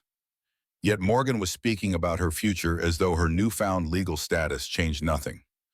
"Mr. Morgan," Frank began carefully, "Elizabeth mentioned these appointments. I was wondering, this isn't an appropriate topic for discussion here." Morgan cut him off smoothly. "Elizabeth's medical care is complex and private." Frank held his ground. "I understand that, sir, but Elizabeth is 18 today, legally an adult." Morgan's expression hardened. "Are you presuming to advise me on my daughter's care, Mr. Harmon?" "No, sir," Frank replied evenly. "Just suggesting that Elizabeth might have some say in her treatment plan now." The garage fell silent. Johnny, sensing the tension, moved closer to Frank. Sam shifted his weight, clearly uncomfortable with the confrontation. Elizabeth remained perfectly still, her backpack clutched to her chest. Morgan's voice was dangerously quiet when he spoke again.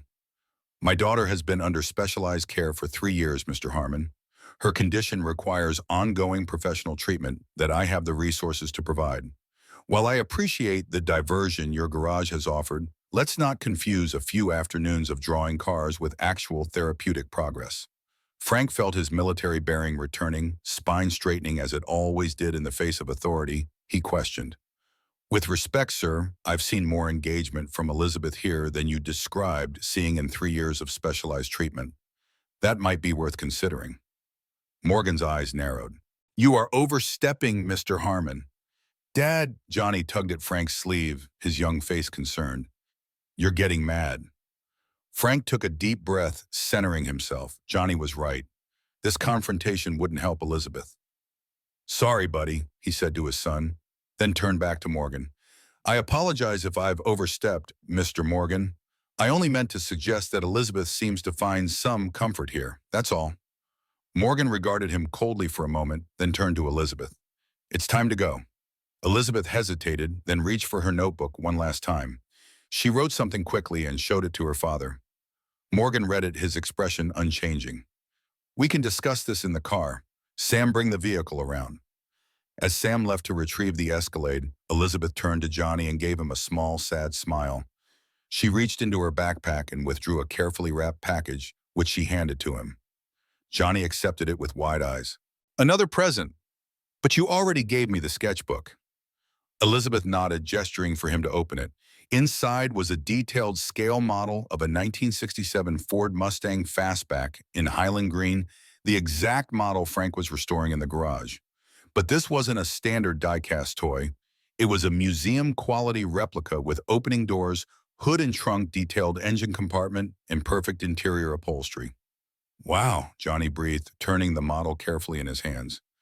This is the most amazing model I've ever seen. Look, Dad, it's exactly like ours. Frank examined the model, impressed by its craftsmanship. That's really something, Elizabeth. Thank you. Elizabeth wrote a quick note, to continue your education. The Mustang represents American ingenuity and freedom. Johnny read it aloud, stumbling slightly over ingenuity, but grasping its meaning. It sure does, Dad says. The Mustang changed everything about American cars.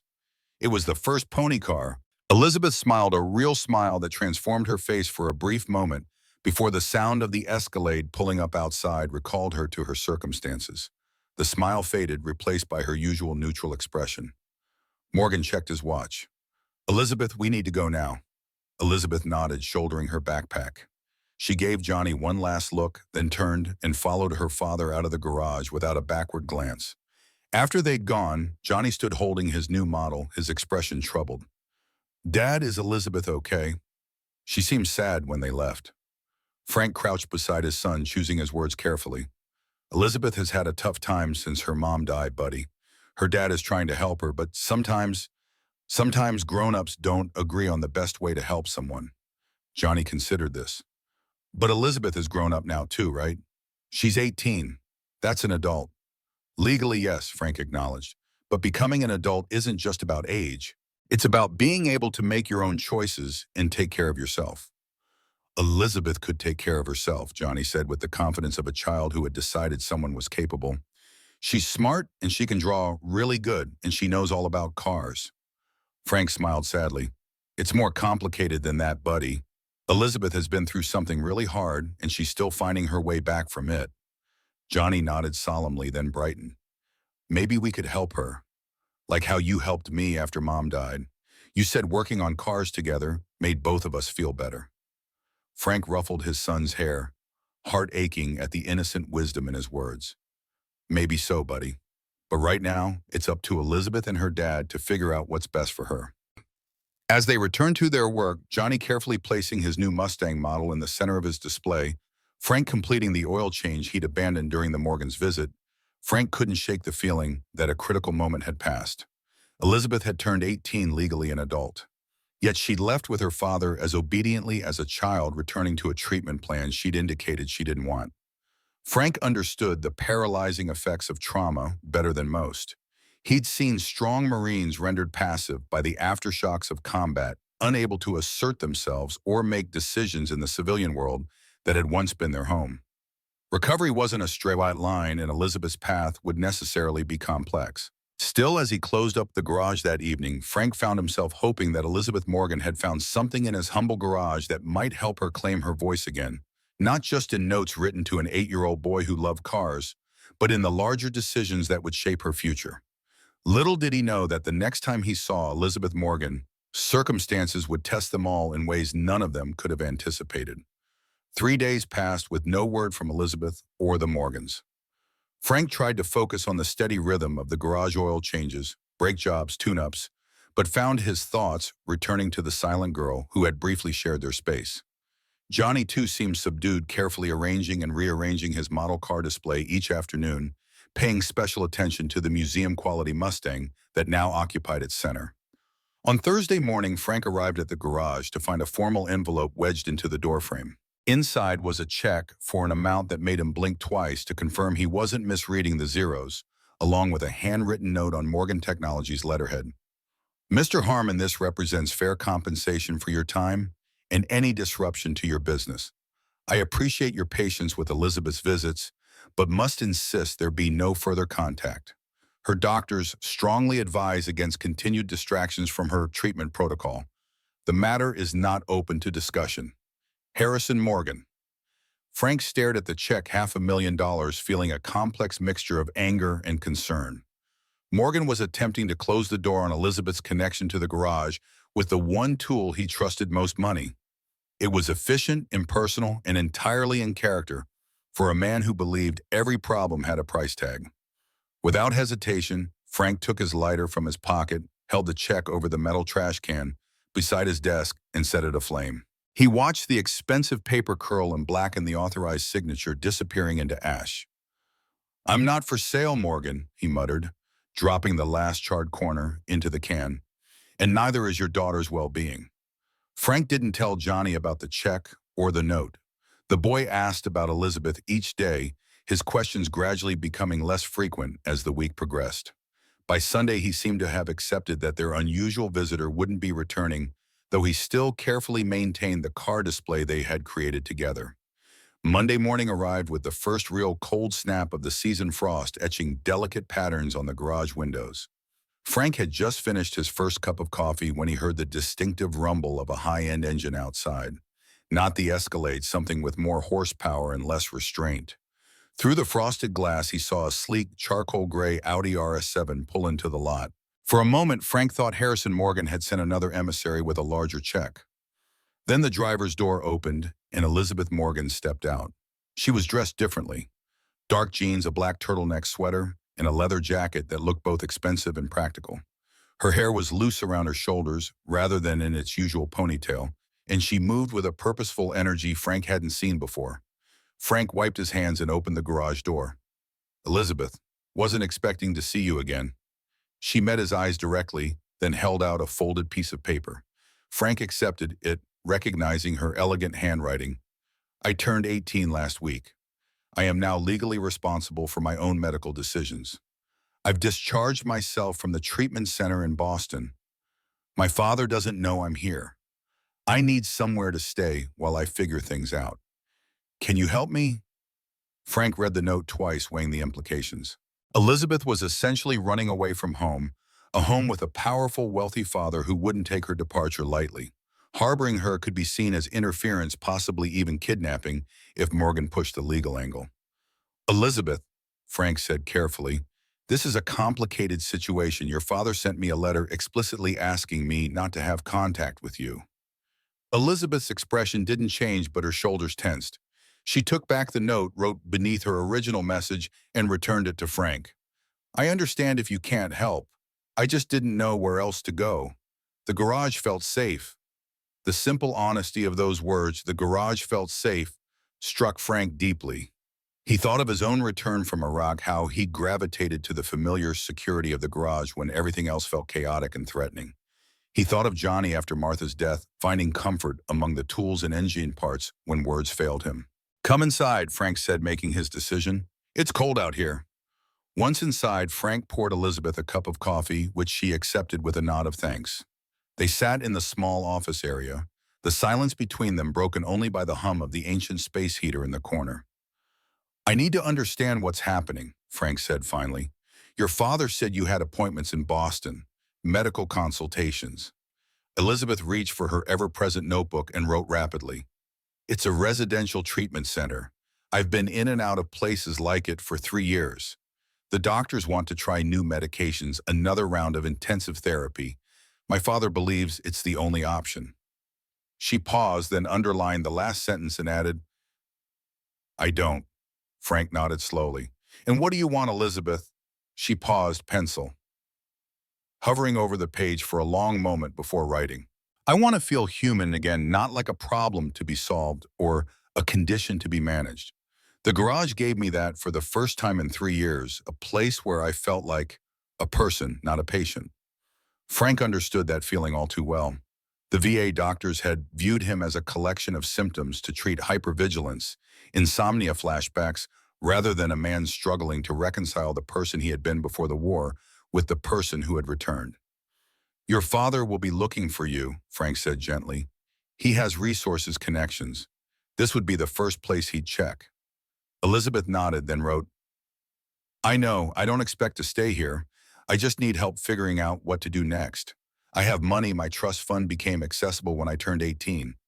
I can pay you for your time." Frank shook his head firmly. "This isn't about money, Elizabeth. Your father already tried that angle." He studied her face, noting the determination in her dark eyes. "Do you have a plan?" she wrote quickly. "Not yet. I just knew I couldn't go back to being treated like a broken object. I want to try living on my own terms for a while." Frank sighed, running a hand through his hair. The situation was fraught with complications, both legal and ethical. Elizabeth was legally an adult, but her history of trauma and selective mutism raised questions about her readiness for independence. Harrison Morgan would surely argue she wasn't capable of making her own decisions, and he had the resources to make that argument stick in court if necessary. "Here's what we're going to do," Frank said finally. "You can stay at my house tonight. We have a spare room. Tomorrow we'll talk about more permanent arrangements, but first I need to make a phone call." Elizabeth's expression tightened with alarm. She wrote hastily, "Please don't call my father." "Not your father," Frank assured her. "A friend who might be able to help us navigate the situation legally. I want to make sure we're doing this right, Elizabeth, for your protection and mine." She considered this, then nodded her agreement. Frank stepped outside to make the call, his breath fogging in the cold morning air. His friend Marcus Bennett had served with him in Iraq before returning home to law school on the GI Bill. Now a respected attorney in Bedford, Marcus had helped Frank with the paperwork after Martha's death and occasionally provided free legal advice to veterans in the area. Marcus picked up on the third ring. "Frank Harmon, haven't heard from you in months. Let me guess, Johnny finally convinced you to let him drive the Mustang and you need bail money." Frank smiled despite the circumstances. "Not quite that dire, but I do need your expertise. How much do you know about medical autonomy for young adults with psychiatric histories?" There was a pause on the line. "Frank, what have you gotten yourself into?" 20 minutes later, Frank had explained the situation in as much detail as he could without violating Elizabeth's privacy. Marcus's response was measured but concerned. "Legally, she's an adult. She can refuse treatment and make her own decisions. But Frank, this is Harrison Morgan we're talking about. He doesn't just have money, he has influence connections all the way to Washington. If he believes his daughter is in danger or incapable of making sound decisions, he could petition for guardianship or involuntary commitment." "She seems lucid to me," Frank countered. "Traumatized, yes. Silent, yes. But not incapable of making decisions." "The court might see it differently, especially with her history," Marcus warned. "The fact that she doesn't speak at all would be a significant factor in any competency hearing." Frank watched through the garage window as Elizabeth sat quietly in his office, her hands cradling the coffee mug, gaze fixed on nothing in particular. "So what do we do?" Marcus sighed. "If you want my legal advice, call Morgan and tell him his daughter is safe. Try to arrange a meeting on neutral ground with her consent. Document everything, her communications, her stated wishes, her apparent mental state. If this goes south, you'll need evidence that you were acting in good faith. And if it doesn't go south, then you help a young woman find her voice again in whatever form that takes, Marcus said quietly. Just be careful, Frank. This isn't like pulling a buddy out of a firefight. The battlefield here has different rules. After ending the call, Frank returned to the office where Elizabeth waited. My friend is an attorney, he explained. He says legally you have the right to make your own decisions now, but he's concerned about how your father might respond. Elizabeth nodded, unsurprised. She wrote in her notebook, my father will try to prove I'm incompetent, that I need guardianship. That's what Marcus thinks too, Frank confirmed. He suggested I contact your father. Let him know you're safe. Elizabeth's expression hardened. She wrote rapidly, if you tell him where I am, I'll leave immediately. I won't go back. Frank held up his hands in a placating gesture. I'm not suggesting sending you back, Elizabeth, but disappearing completely will only escalate the situation. Your father is likely already looking for you. If he involves the police, things could get complicated quickly. She considered this, then wrote, one day, give me one day to think, then we can contact him. Frank nodded, accepting the compromise. All right, one day. In the meantime, I need to open the garage and call Johnny's school. He stayed home with a cold today, but Mrs. Callahan is checking on him. As if on cue, the phone rang. Frank answered to find his elderly neighbor on the line, her voice apologetic. Frank, I'm so sorry, but my sister's had a fall in Pittsburgh. I need to go to her right away. Johnny's fever is down, but he still shouldn't be alone. Don't worry about it, Alice, Frank assured her. I can bring him to the garage. You take care of your sister. After hanging up, Frank explained the situation to Elizabeth. I need to go get Johnny. He's got a mild cold, nothing serious, but he can't stay home alone. He'll be excited to see you. Elizabeth nodded, a hint of warmth entering her expression at the mention of Johnny. Will you be okay here for about 20 minutes? Help yourself to more coffee if you want. She wrote quickly, I'll be fine. Thank you, Frank. The drive to his house took less than 10 minutes. Frank found Johnny in his pajamas on the couch watching a documentary about classic muscle cars and looking considerably better than he had that morning. Hey, buddy, feeling better? Johnny nodded, muting the TV. My throat doesn't hurt anymore. Can I come to the garage with you? Mrs. Callahan had to leave. That's the plan, Frank confirmed, gathering Johnny's medications and a change of clothes. And there's someone at the garage who will be happy to see you. Johnny's eyes widened. Elizabeth came back. Frank nodded, choosing his words carefully. She did. She needs our help for a little while. She might be staying with us for a day or two. Is she okay? Johnny asked, suddenly serious. Did something bad happen? Frank helped his son into a warm sweater. Elizabeth is going through a tough time with her dad right now. She needs a safe place to figure things out. I told her she could stay in our guest room tonight. Johnny considered this information with the gravity of a child who had faced his own share of difficult situations. Like when Kevin from my class stayed with his grandma when his parents were fighting. Something like that, Frank agreed, relieved by his son's matter-of-fact acceptance. Now let's get your medicine and head to the garage. But when they arrived back at Harmon's Auto, Frank was alarmed to see a familiar black Escalade parked beside Elizabeth's Audi. Inside the garage, Sam Wilson stood near the door while Elizabeth sat rigid in Frank's office chair, her notebook clutched to her chest. Johnny rushed forward. Elizabeth, you came back. Elizabeth's expression softened at the sight of Johnny, though her posture remained tense. She gave him a small nod of greeting. Frank approached Sam, keeping his voice low. How did you find her so quickly? Sam's professional demeanor was firmly in place, but Frank detected a hint of discomfort in his stance. The car has GPS tracking, standard security protocol for all family vehicles. Does Morgan know she's here? Sam nodded. He's on his way from Boston, ETA approximately 40 minutes. Frank processed this information, glancing at Elizabeth, who was showing Johnny something in her notebook, while keeping a wary eye on the adults' conversation. What's your role in this, Sam? Frank asked directly. Are you here to take her back by force? Something like offense flashed across Sam's face. I'm here to ensure Miss Morgan's safety as always. She left the facility without notifying anyone. Mr. Morgan was concerned. She's 18, Frank pointed out, legally an adult. Mr. Morgan is aware of her legal status, Sam replied carefully. He's also aware of her medical history and the recommendations of her treatment team. Frank studied the security man, sensing there was more to his position than professional duty. You've been with her for years, right? Since before the accident. Sam nodded once his expression guarded. In your professional assessment, is Elizabeth in immediate danger from herself or others? Sam hesitated, glancing at Elizabeth, who was now helping Johnny organize a section of his model car display, her movements calm and purposeful. No, he admitted finally, but Mr. Morgan believes— I'm not asking what Morgan believes, Frank interrupted. I'm asking for your assessment. You've spent more time with Elizabeth than anyone since the accident. Is she incapable of making her own decisions? Sam's professional mask slipped slightly. It's not that simple, Mr. Harmon. Elizabeth's condition is complex. There are good days and bad days. And today, is this a good day or a bad day? Sam watched as Elizabeth carefully adjusted the position of a model car following Johnny's animated instructions. Today appears to be a good day. Frank nodded, sensing an unexpected ally. When Morgan arrives, I'd appreciate it if you'd share that assessment with him. Sam didn't commit either way, but his silence wasn't a refusal. He returned to his position near the door, maintaining his vigilance while giving Elizabeth and Johnny space. For the next half hour, the garage existed in a strange limbo.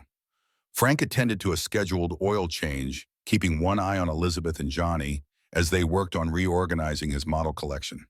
Sam remained by the door, occasionally checking his phone, but otherwise motionless. No one mentioned the impending arrival of Harrison Morgan, though the knowledge of it hung in the air like the scent before a storm. At precisely 11:42 a.m., a black Rolls-Royce Ghost pulled into the lot, its sterling silver Spirit of Ecstasy hood ornament catching the late morning sunlight. Harrison Morgan emerged dressed for battle in a perfectly tailored charcoal suit that projected authority and control. His face was a mask of contained fury as he entered the garage. "Elizabeth?" he said, his voice tight with restrained emotion. "This is completely unacceptable." Elizabeth didn't look up from the model car she was examining with Johnny. Her hands trembled slightly, but her posture remained defiant in its stillness. Morgan turned his attention to Frank. "Mr. Harmon, I thought I made myself clear in my letter." "You did," Frank acknowledged, wiping his hands on a shop rag as he approached. "But Elizabeth came here of her own accord. As an adult, that's her right." Morgan's expression hardened. "My daughter is not capable of making rational decisions about her care. Her doctors have been explicit about this. By harboring her, you are interfering with necessary medical treatment." "I'm not harboring anyone," Frank replied evenly. "Elizabeth arrived this morning. She asked for help. I offered her a safe place to stay while she figures out her next steps." "There are no next steps to figure out," Morgan snapped. "Elizabeth's treatment plan is comprehensive and carefully managed by experts who understand her condition. This," he gestured dismissively at the garage, "is a disruption that could set her back months." Johnny, sensing the tension, moved closer to Elizabeth, his young face concerned. "Are you okay?" he whispered loudly enough for everyone to hear. Elizabeth nodded, giving Johnny a small, reassuring smile before turning her attention back to Morgan. She opened her notebook, wrote something, and held it up for her father to read. Morgan's jaw tightened as he read her message. "This is not up for discussion, Elizabeth. The doctors have been clear about the risks of interrupting your treatment. I've arranged for a new facility in Vermont, smaller, more personalized. You'll be more comfortable there." Elizabeth wrote again more forcefully and showed it to her father. "You are not thinking clearly," Morgan insisted, his voice rising slightly. "This is exactly why you need continued treatment. These impulsive decisions—" "Mr. Morgan," Frank interjected, stepping forward. "Perhaps we could discuss this calmly. Elizabeth has expressed some concerns about her treatment plan that deserve consideration." Morgan turned on him, eyes flashing. "You have no standing in this discussion, Mr. Harmon. You are not family. You are not a medical professional. You are a mechanic who has, for reasons I cannot fathom, inserted yourself into a situation you don't understand." Frank held his ground. "I understand that Elizabeth is 18 years old, legally an adult, and has the right to make her own medical decisions. I understand that she's communicating clearly through writing, even if she doesn't speak aloud. And I understand that forcing her back into a treatment program she doesn't want will only reinforce the trauma she's already experienced." Morgan's face flushed with anger. You dare to lecture me about my daughter's trauma. I have spent 3 years and millions of dollars seeking the best care possible for Elizabeth. I have consulted specialists across the country. I have rearranged my entire life to ensure she receives the treatment she needs. And in those 3 years, Frank asked quietly, how often did you ask Elizabeth what she needed? The garage fell silent. Johnny pressed closer to Elizabeth, instinctively offering comfort. Sam shifted his weight, his professional neutrality slipping as he watched the confrontation unfold. And Elizabeth stared at her father with an intensity that seemed to pierce through the careful facade of control he maintained. Morgan broke the silence first, his voice dangerously quiet. Sam, escort Elizabeth to the car. We're leaving. Sam hesitated, glancing between Morgan and Elizabeth. Sir, perhaps we should... That was not a request. Morgan cut him off. Elizabeth needs to return to medical supervision immediately. This situation has gone on long enough. Sam moved reluctantly toward Elizabeth, who remained seated beside Johnny. Miss Morgan, please come with me. Elizabeth shook her head firmly, one arm protectively around Johnny's shoulders. Elizabeth, Morgan's voice took on a warning tone. You are making a scene. This behavior is exactly why your doctors recommend continued residential treatment. Something shifted in Elizabeth's expression, a hardening of resolve that transformed her features. She stood slowly, her notebook clutched in one hand, and faced her father directly. No. The word hung in the air, simple and unmistakable. Elizabeth's voice was hoarse from disuse, but clear enough that everyone in the garage froze in shock. Morgan stared at his daughter as if she'd suddenly transformed into a stranger. Elizabeth? No, she repeated the single syllable stronger this time. I won't go. Frank felt a surge of pride mixed with concern. Elizabeth's speaking was a breakthrough, but it had come in a moment of extreme stress. He moved closer, ready to intervene if the situation escalated further. Morgan seemed genuinely shaken by his daughter's voice after 3 years of silence. Elizabeth, you're not thinking clearly. The doctors said, I don't care what they said. Elizabeth's voice cracked with the effort of speaking after so long, but her words were distinct. 3 years, Dad. 3 years of being treated like a broken doll, of being medicated until I couldn't feel anything, of being talked about instead of talked to. Morgan took a step back, visibly struggling to process his daughter's sudden verbalization. You're speaking, he said unnecessarily, his composure slipping. How, when? She's been ready for a while, Sam said quietly from his position near the door. The doctors said it was psychological, not physical. She needed the right trigger. Morgan turned to his security chief, betrayal flashing across his face. You knew. Sam shook his head. I suspected. She's been different since visiting this garage. More present, more herself. Elizabeth took a deep breath as though gathering strength for what came next. I'm not going back to any facility, she said, each word deliberate and clear despite her rusty voice. I'm 18. I get to decide what happens to me now. Morgan's shock was giving way to renewed determination. You're not well, Elizabeth. This moment of lucidity doesn't erase 3 years of treatment history. The doctors have been clear about the risks of interrupting your care. The doctors don't know me, Elizabeth countered, her voice gaining strength with each word. They know my file. They know my symptoms. They don't know me. Johnny, who had been watching the exchange with wide-eyed eyes, suddenly spoke up. Elizabeth is smart, Mr. Morgan. She helps me with my cars and teaches me to draw. She's not broken. Morgan glanced down at the boy, momentarily thrown off balance by the simple defense. Before he could respond, Frank stepped forward. Mr. Morgan, I think we all need to take a breath here. Elizabeth is speaking, actually speaking for the first time in 3 years. That's significant. Maybe instead of arguing about treatment facilities, we should listen to what she has to say. Morgan's jaw worked as he visibly struggled with his instinct to take control of the situation. Finally, he turned to Elizabeth, making a visible effort to soften his approach. All right, Elizabeth, I'm listening. What is it you want? Elizabeth met her father's gaze directly. I want to live on my own terms for a while. Not as a patient, not as a project, just as a person. Her voice was growing steadier with practice, though still raspy from years of disuse. I have my trust fund now. I can support myself. And where would you live? Morgan challenged. What would you do? You haven't finished your education. You have no job experience, no practical skills for independent living. I can learn, Elizabeth insisted. People do it every day. Not people in your situation, Morgan countered. Not people who have been through what you've experienced. Frank saw the opening and took it. What if there was a middle ground? Both Morgans turned to look at him, Elizabeth with cautious hope, Harrison with guarded skepticism. Elizabeth needs space to reclaim her independence, Frank continued. But I understand your concerns about her jumping straight into completely independent living, Mr. Morgan. What if there was a transitional arrangement, a supervised living situation that isn't a treatment facility? Morgan's eyes narrowed. What exactly are you proposing, Mr. Harmon? Frank hadn't fully formed the idea before speaking, but as he considered it, the solution seemed increasingly obvious. The apartment above my garage. It's small but functional kitchen, bathroom, living area, bedroom. It's been empty since my father-in-law moved to Florida last year. Elizabeth's eyes widened with interest. Above this garage? Frank nodded. It would give you independence, but with support nearby if needed.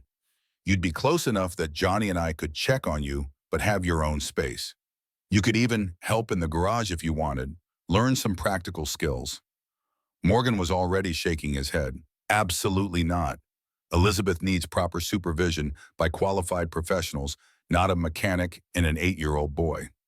Dad, Elizabeth's voice cut through his objections, the single syllable carrying the weight of 3 years of silence. Please, just listen.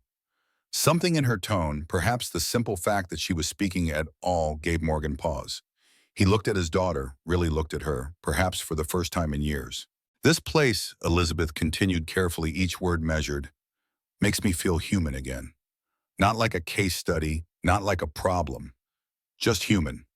The garage fell silent as Morgan absorbed his daughter's words. Frank could almost see the internal struggle playing out across the billionaire's face, the instinct to control warring with the undeniable evidence that his daughter had found something here that years of expensive treatment hadn't provided. It's not safe, Morgan said finally, but his tone had lost its certainty. This is a commercial area. There are strangers coming and going all day. The apartment has its own entrance around the back, Frank offered, completely separate from the garage. And I live less than 10 minutes away if there's ever an emergency. Morgan turned to Sam, seeking an ally. This is absurd. Tell him, Sam. Sam shifted uncomfortably. Sir, with proper security measures in place, the arrangement could be workable. We could install a monitoring system, ensure the apartment is secure.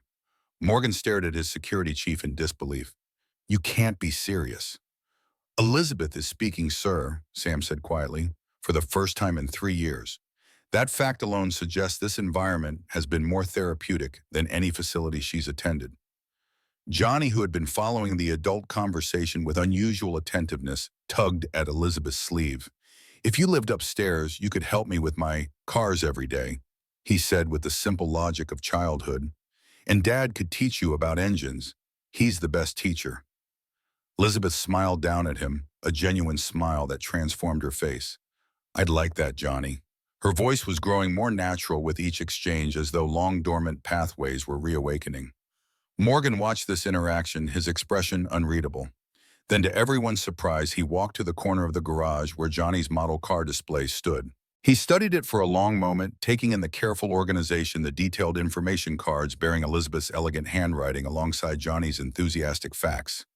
You did this together, he asked, glancing back at Elizabeth and Johnny. Johnny nodded eagerly. Elizabeth made it so much better. She knows how to make the cars look like they're actually moving in her drawings. And she helped me organize them by historical importance, not just by year. Morgan picked up the museum-quality Mustang model Elizabeth had given Johnny, examining it with unexpected care. This is the model you're restoring, he said to Frank, nodding toward the half-finished fastback. Yes, sir, Frank confirmed. Been working on it for about 3 years now. Johnny helps me on weekends. Morgan replaced the model carefully, then turned to face Elizabeth. You really want this to live above a garage in rural Pennsylvania, too? Or what, learn auto mechanics? Elizabeth approached her father, standing straight and meeting his gaze directly. I want to find out who I am now, Dad. Not who I was before the accident. Not who the doctors think I should be. Just me, whoever that turns out to be. The vulnerability in her voice seemed to reach Morgan in a way that arguments and confrontation had not. He looked at his daughter, really looked at her, perhaps seeing for the first time not the traumatized 14-year-old who had stopped speaking, but the young woman she had become. 1 month, he said finally, his voice tight with reluctant concession. A trial period with conditions. Sam will oversee security arrangements. You'll check in with me daily and you'll continue with therapy outpatient with a local provider of your choosing. Elizabeth considered these terms, then nodded. Agreed, but I choose the therapist. And no more residential facilities unless I consent. Morgan's jaw tightened at his daughter's negotiation, but he gave a curt nod. Provided you remain stable and continue to show progress. It wasn't a wholehearted endorsement, but it was a beginning. Frank watched as father and daughter regarded each other across the gulf of 3 years of silence and misunderstanding, taking the first tentative steps toward a new kind of relationship. Johnny, oblivious to the emotional complexity of the moment, tugged at Frank's sleeve. Does this mean Elizabeth is going to live upstairs? Dad, can we show her the apartment right now? Frank ruffled his son's hair, grateful for his straightforward enthusiasm. Let's give Elizabeth and her father a few minutes to talk, buddy. Then we can show her the apartment. As Johnny returned to his model cars, Frank stepped back, giving the Morgans space for a conversation long overdue. He caught Sam's eye across the garage, and the security man gave him a subtle nod of acknowledgement, perhaps even approval. Frank didn't know what the coming weeks would bring. Elizabeth's recovery wouldn't be simple or linear. Harrison Morgan wouldn't easily relinquish control of his daughter's life, and the garage that had been Frank and Johnny's private sanctuary would be forever changed by the presence of the young woman who had found her voice within its walls.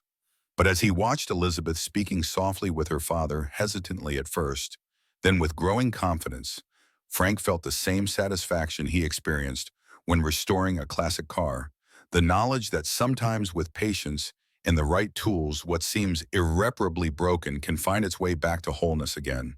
Not the same as before, perhaps, but whole in its own way. And sometimes Frank knew that was enough. Over the next 3 weeks, a new routine emerged at Harmon's Auto. Elizabeth moved into the apartment above the garage, bringing only a small collection of closed books and art supplies.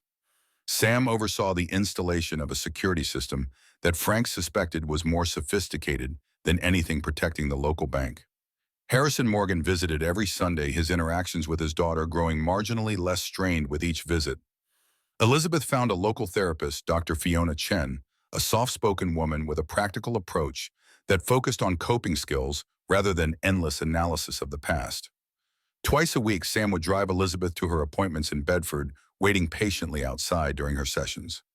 Most days, Elizabeth spent several hours in the garage, gradually learning the basics of automobile maintenance from Frank. She started with simple tasks: oil changes, filter replacements, tire rotations, her elegant hands soon showing the same small nicks and calluses that marked Frank's own. Try it now, Frank called from under the hood of Mrs. Peterson's Buick. Elizabeth turned the key in the ignition, and the engine roared to life, running smoothly where it had sputtered before. You fixed it, she said, her voice growing stronger and more natural with each passing day, though she still spoke sparingly, choosing her words with careful precision. Frank wiped his hands on a rag. We fixed it. That was your diagnosis, the cracked vacuum line. Elizabeth allowed herself a small smile of satisfaction. I'm learning. Faster than most, Frank acknowledged. It was true. Elizabeth had an engineer's mind, quickly grasping the mechanical relationships that some of his former apprentices had struggled with for months. After school each day, Johnny would join them, and Elizabeth would shift her attention to helping him with his homework or continuing their ongoing project of cataloging his car collection. Under her guidance, Johnny had begun creating a detailed book about the history of American automobiles, illustrated with his increasingly skilled drawings. On this particular Wednesday, 4 weeks after Elizabeth had moved in, Frank noticed her standing in front of the Mustang, studying it with unusual intensity. Something on your mind, he asked, joining her by the partially restored car. Elizabeth touched the fender lightly. I think I'm ready to try out. Frank didn't need to ask what she meant. Since her arrival, Elizabeth had shown interest in every aspect of the garage's operations, except one: she had carefully avoided any involvement with the Mustang restoration. Are you sure? Frank asked gently. No rush. Elizabeth nodded, her expression resolute. My mother loved music. I couldn't touch a violin after she died. It hurt too much. She paused, gathering her thoughts. But my father loved cars. He just forgot that part of himself. I don't want to forget. Frank understood. The Mustang wasn't just a car, it was a bridge between worlds, between past and future, between loss and recovery. Well then, he said, lifting the corner of the car cover. Let me show you what we're working on. By the time Johnny arrived from school, Elizabeth was deep into the intricacies of the Mustang's interior restoration, carefully removing the old upholstery from the rear seats under Frank's guidance. Johnny was delighted, quickly donning his work clothes, an oversized shop apron Frank had cut down to fit him, and joining them. The three worked in comfortable harmony until the ringing of Frank's cell phone interrupted them. The caller ID showed an unfamiliar number. Harmon's Auto, Frank answered, wiping his hands. Mr. Harmon, this is Diane Thompson from Oak Ridge Community Bank. I'm calling about your mortgage payment. Frank stepped away from the Mustang, lowering his voice. I know it's a few days late, Miss Thompson. I'll have it by the end of the week. It's not just this month's payment, Mr. Harmon. You're 3 months behind now, and with the medical liens still outstanding from your wife's treatments. Frank closed his eyes briefly. The bank had been patient, but Martha's medical bills had created a financial hole he couldn't seem to climb out of. Business had been slow, and the latest property tax assessment had hit hard. I understand. I'm working on it. Can you give me until the end of the month? Frank kept his voice steady, aware of Johnny and Elizabeth nearby. There was a pause on the line. I'll see what I can do, Mr. Harmon, but I should warn you the bank is reviewing all delinquent accounts. If you can't make a substantial payment soon, they may begin foreclosure proceedings. Frank thanked her and hung up his stomach tight with worry. He'd been juggling bills for months, prioritizing Johnny's needs over everything else. Something would have to give soon, and he was running out of options. When he turned back to the Mustang, he found Elizabeth watching him, her dark eyes missing nothing. She didn't ask about the call, but later that evening, as Frank was closing up the garage, she approached him with her notebook. Is everything okay? She had written. That call seemed to upset you. Frank hesitated. Elizabeth had enough to deal with. She didn't need his financial problems added to her burden. Just business stuff, he said with forced lightness. Nothing to worry about. Elizabeth studied him, clearly unconvinced, but didn't press the issue. That night, after Johnny was asleep, Frank sat at the kitchen table with his bills spread before him, the numbers refusing to add up to anything but disaster. The garage was doing okay, but not enough to cover both the business expenses and the mountain of debt left from Martha's illness. He'd been putting off necessary repairs to the house, and now the bank was threatening foreclosure.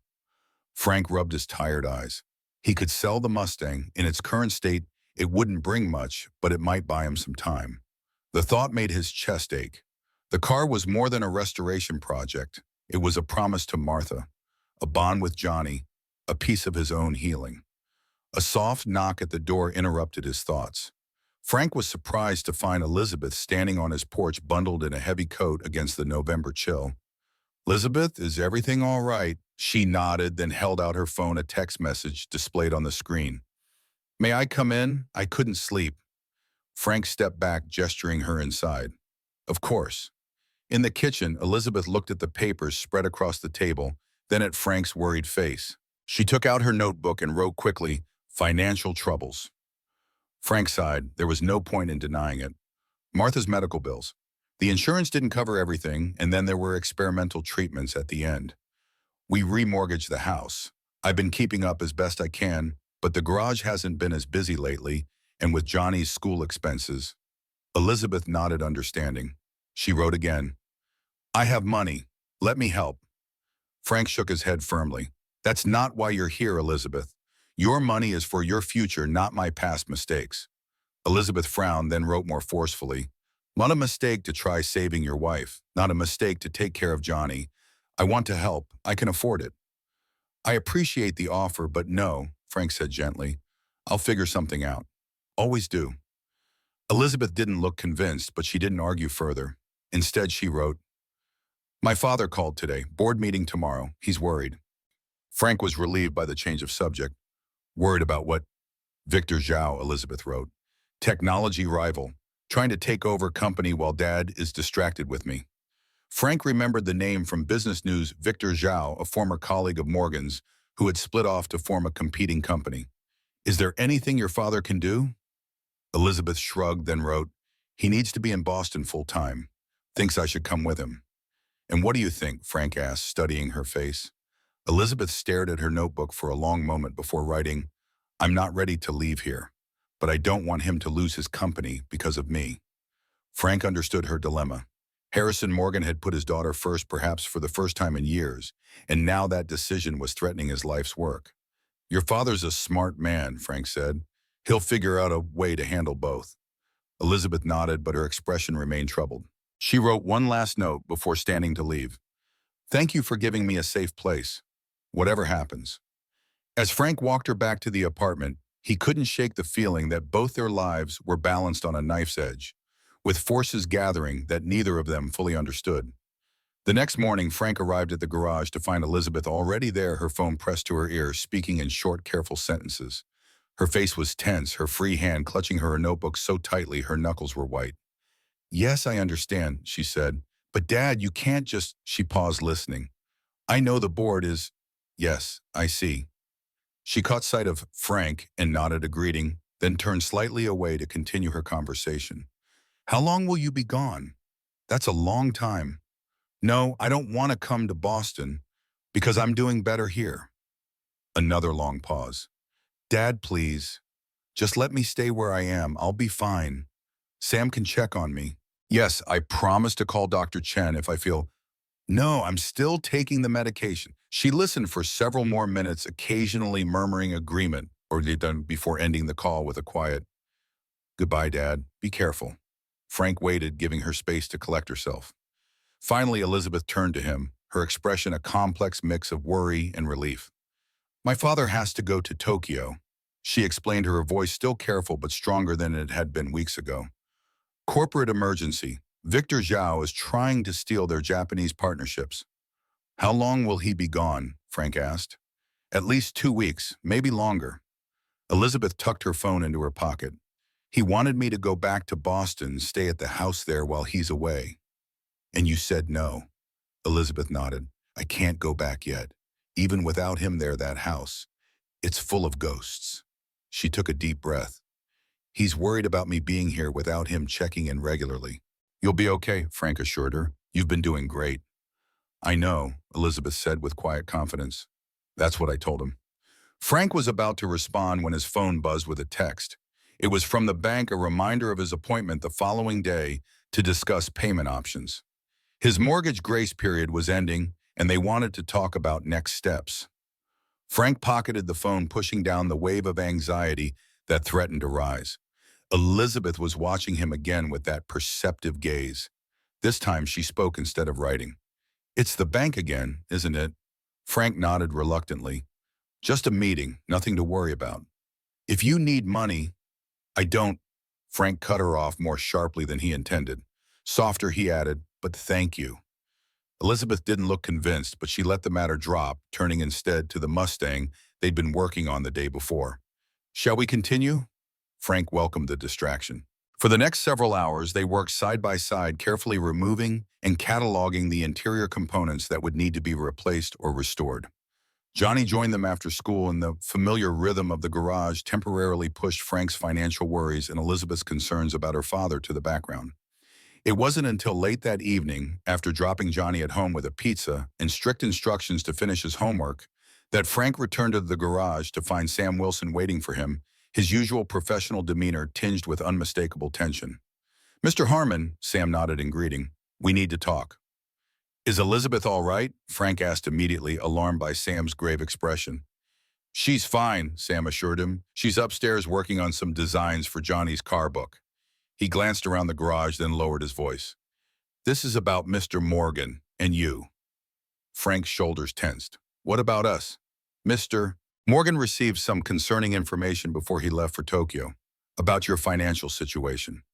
Sam's expression remained neutral, but his eyes held something like sympathy. He asked me to investigate. Frank felt a flash of indignation. My finances are none of his business. They are when his daughter is living on your property, Sam countered evenly. I've confirmed that your bank is considering foreclosure proceedings. The medical debt from your wife's treatment, the mortgage, the property taxes. Mr. Morgan now has a complete picture. Frank's jaw tightened. So, what is he pulling Elizabeth out of here because I'm broke? Sam shook his head. No, but he's concerned about the stability of the environment.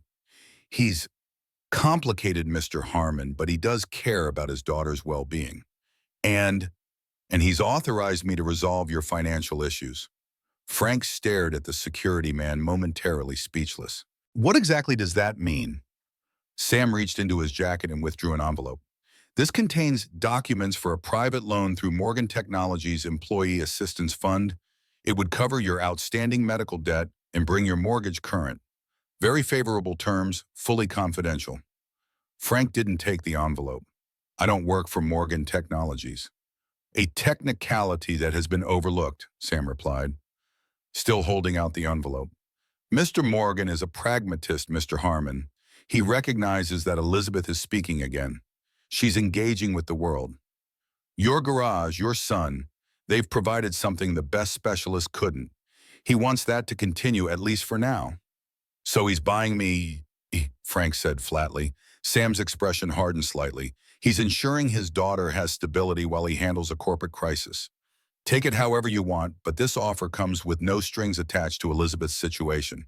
Whether she stays or goes remains her choice. Frank studied Sam's face, looking for deception. Finding none, he reluctantly took the envelope. Why would he do this? Because contrary to what you might think, Harrison Morgan is capable of learning from his mistakes. Sam checked his watch. The documents require your signature. A courier will collect them tomorrow morning. The funds will be dispersed directly to your creditors within 48 hours. Frank opened the envelope and skimmed the contents, his eyes widening at the figures. It would cover everything: the medical debt, the mortgage arrears, even the property taxes. A clean slate. For Johnny, it would mean security, stability, no more late-night worries about keeping a roof over their heads. Why didn't Morgan offer this himself? Frank asked, still suspicious. Pride, Sam said simply. His is as strong as yours. Now, if you'll excuse me, I need to check the security monitors before I leave. As Sam headed toward the back of the garage, Frank called after him. How did you know about the foreclosure? That information isn't public. Sam paused. Mr. Morgan has resources and concerns about his daughter that go beyond the medical. What does that mean? It means Victor Zhao isn't just targeting Morgan Technologies. He's been asking questions about Elizabeth, her condition, her whereabouts, her legal status. Sam's professional mask slipped slightly, revealing genuine concern. Mr. Morgan believes Zhao might try to use Elizabeth as leverage in their corporate battle. Frank felt a chill. How would he do that? I don't know, Sam admitted, but we're taking precautions. I've upgraded the security system. I'll be staying in the area while Mr. Morgan is in Tokyo, and I suggest you be vigilant. Report any unusual visitors or inquiries.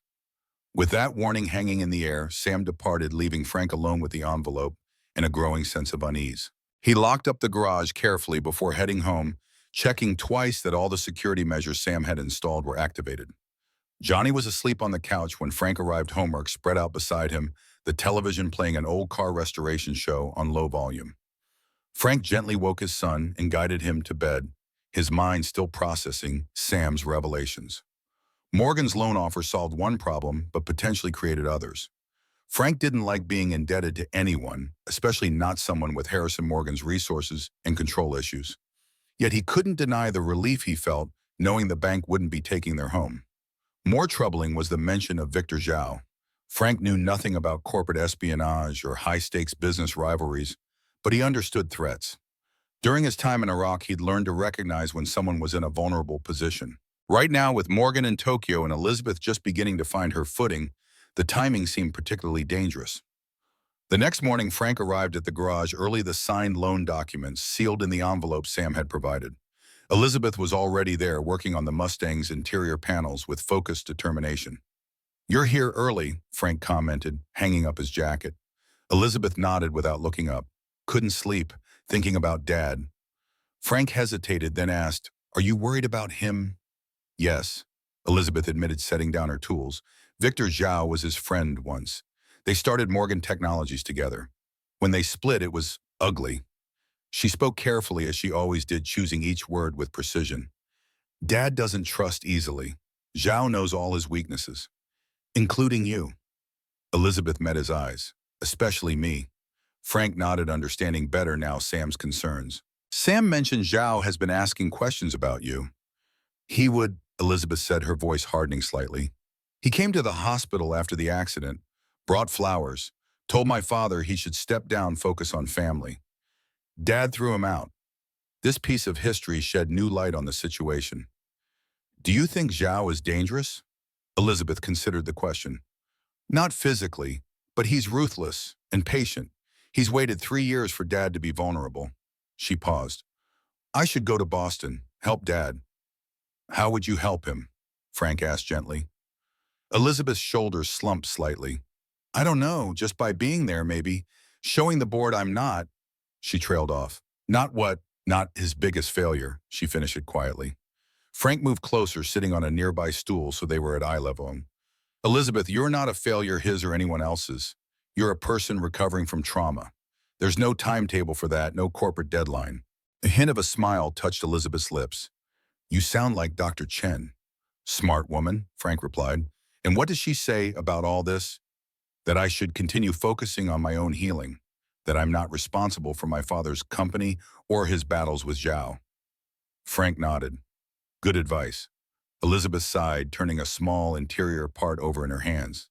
But what if Zhao comes after me to get to Dad? What if I become a liability just by being here?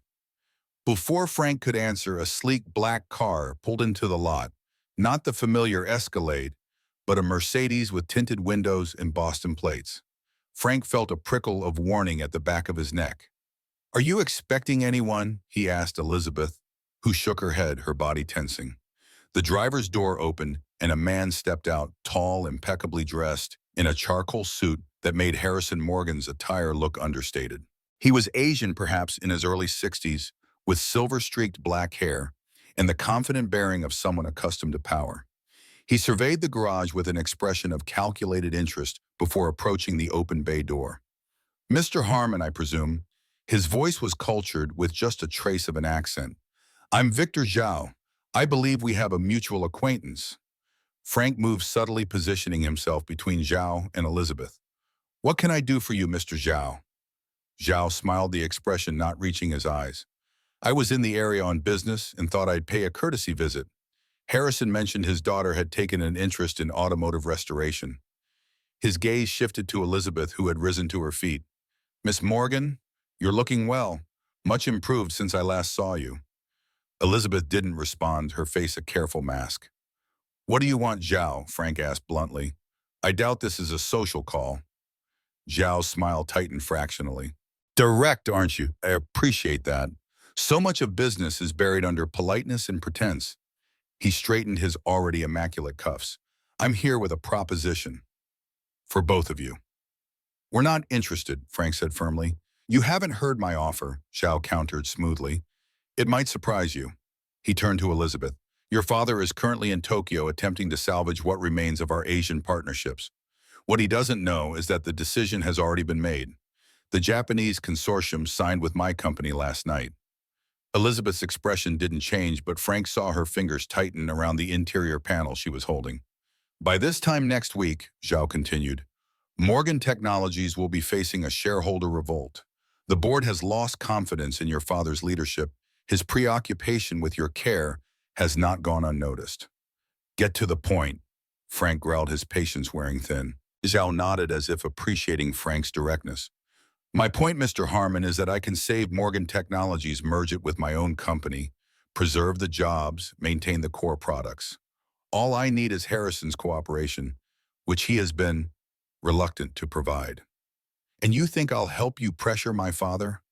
Elizabeth spoke for the first time, her voice quiet but firm.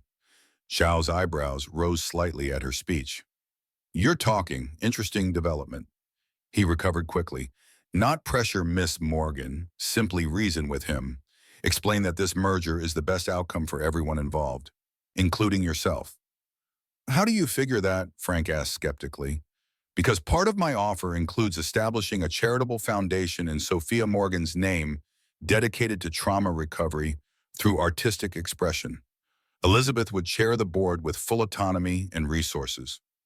Zhao's gaze returned to Elizabeth. Your mother's legacy, your own recovery journey helping others who have experienced similar trauma, isn't that more meaningful than watching your father lose everything he's built? Frank had to admit it was a clever play, appealing to Elizabeth's desire to honor her mother while exploiting her guilt over her father's situation. But the predatory gleam in Zhao's eyes told him this was no humanitarian gesture. And what's your offer to me? Frank asked, buying time for Elizabeth to process. Zhao smiled thinly. I understand you're in financial difficulty, Mr. Harmon. Medical debts, mortgage issues. I'm prepared to resolve those problems permanently. Not a loan, an outright settlement. Plus funding to expand this garage, perhaps franchise it. Your son's education fully provided for. Frank felt a cold anger building. You've been investigating me. I investigate everyone in Harrison Morgan's orbit, Zhao replied with a dismissive wave. It's simply business. No, Elizabeth said, suddenly her voice stronger than Frank had ever heard it. It's not business, it's manipulation. Zhao's expression hardened. It's reality, Miss Morgan. Your father's company is failing.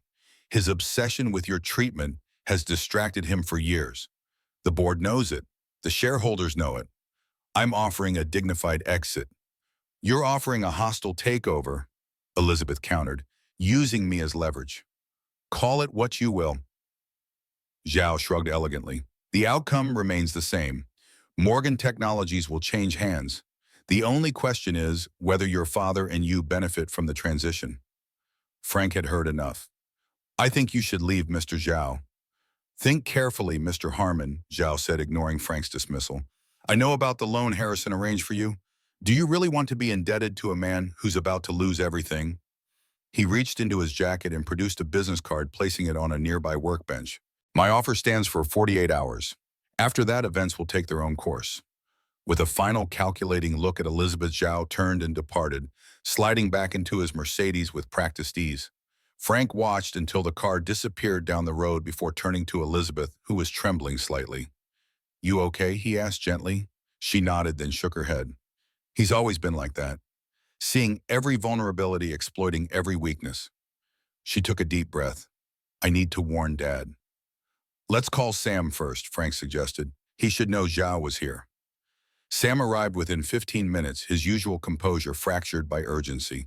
He listened intently as Frank and Elizabeth recounted Zhao's visit and offer. This is worse than we anticipated, Sam said when they finished. If Zhao already has the Japanese consortium, Morgan Technologies is in serious trouble. Can my father counter it? Elizabeth asked. Sam's expression was grim. Possibly, but not from Tokyo. He needs to be in Boston rallying the board, and he needs to know what Zhao is planning. I'll call him, Elizabeth said, reaching for her phone. Wait, Sam cautioned. International calls can be monitored, especially on networks in Tokyo. Mr. Morgan has suspected corporate espionage for months. We need a secure channel. Frank frowned. What are you suggesting? Sam hesitated, then made a decision. Elizabeth needs to go to Boston, immediately. She can access Morgan Technologies' secure communication systems and warn her father properly.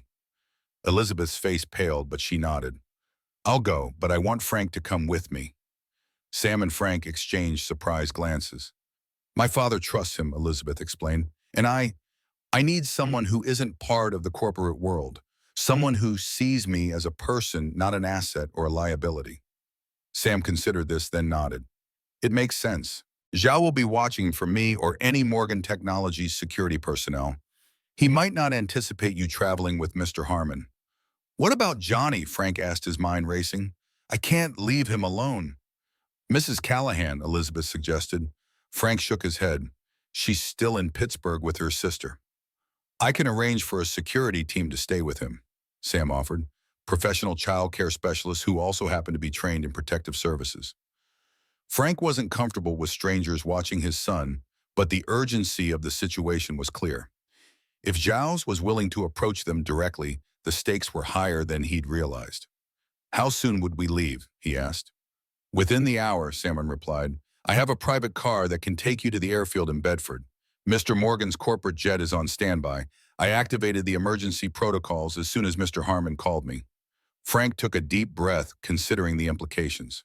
He'd never been to Boston, had never flown on a private jet, had no role in corporate intrigue, but Elizabeth was asking for his help, and after everything she'd been through, her trust meant something.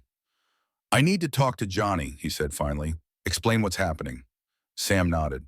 "Of course, I'll make the necessary arrangements." Elizabeth touched Frank's arm lightly. "Thank you," she said softly. "I know this is asking a lot." Frank managed a small smile. "That's what friends do, Elizabeth. They show up when it matters." Telling Johnny proved more difficult than Frank had anticipated. His son was initially excited about the idea of security specialists staying with him, like in the movies, Dad, but became anxious when he realized Frank would be flying across the country. "What if something happens to you?" Johnny asked, his voice small. "Like with Mom. What if you don't come back?" Frank knelt before his son, placing his hands on the boy's shoulders. "This is different, buddy. I'm just going to Boston to help Elizabeth with her dad. I'll be back in a few days a week at most." "Promise, I promise," Frank said firmly, "and I'll call you every night before bed." Johnny considered this, then nodded solemnly. "Okay, but you have to bring me something from Boston, something cool about cars." Frank smiled, ruffling his son's hair. "You got it, buddy." The security team Sam arranged arrived promptly, a man and woman who introduced themselves as Michael and Rebecca. Their professional demeanor softened by genuine warmth when speaking to Johnny. Frank was reassured by their credentials and Sam's personal vouching, but still felt the wrench of separation as he packed a small bag for the trip. "The safe house in Boston is fully stocked," Sam informed him as they prepared to leave. "You'll have everything you need there." "Safe house?" Frank raised an eyebrow. "A Morgan Technologies property off the books," Sam explained. "Zhao won't know about it. You'll be secure there while Elizabeth works with the company executives." Elizabeth emerged from the apartment above the garage with a single small suitcase, her face set with determination. She had changed into more formal attire, dark slacks, a crisp blouse, and a tailored blazer that made her look older, more like the corporate heir she was by birth. "Ready?" Sam asked her. She nodded, then turned to Johnny, who was watching the proceedings with wide ease. "I'll take care of your dad, she told him, her voice gentle but firm, "and we'll be back before you know it." Johnny hugged her impulsively. "Be careful with the bad business guy." Elizabeth returned the hug, a smile briefly lightening her serious expression. "We will." The drive to the airfield passed in tense silence. Frank watched the familiar Pennsylvania countryside give way to the small, private aviation complex where a sleek jet bearing the discreet Morgan Technologies logo awaited them. Everything was happening so quickly, he barely had time to process the turn his life had taken, from struggling mechanic to flying on a corporate jet to Boston to confront a billionaire corporate raider. As they boarded the aircraft, Sam pulled Frank aside for a final word. "Elizabeth trusts you," he said quietly. "That's rare for her. But Boston is different from your garage. The corporate world plays by different rules." "What are you saying?" "I'm saying be careful," Sam replied. "Zhao made his move openly today, but there will be others working behind the scenes. Watch for them. Trust no one at Morgan Technologies except Elizabeth." "Not even her father?" Frank asked, surprised. Sam's expression was unreadable. "Harrison Morgan will do whatever he believes is necessary to protect his daughter and his company. Sometimes those imperatives conflict." Before Frank could press for clarification, Sam stepped back. "The pilot has your arrival details. A car will meet you in Boston. Good luck, Mr. Harmon."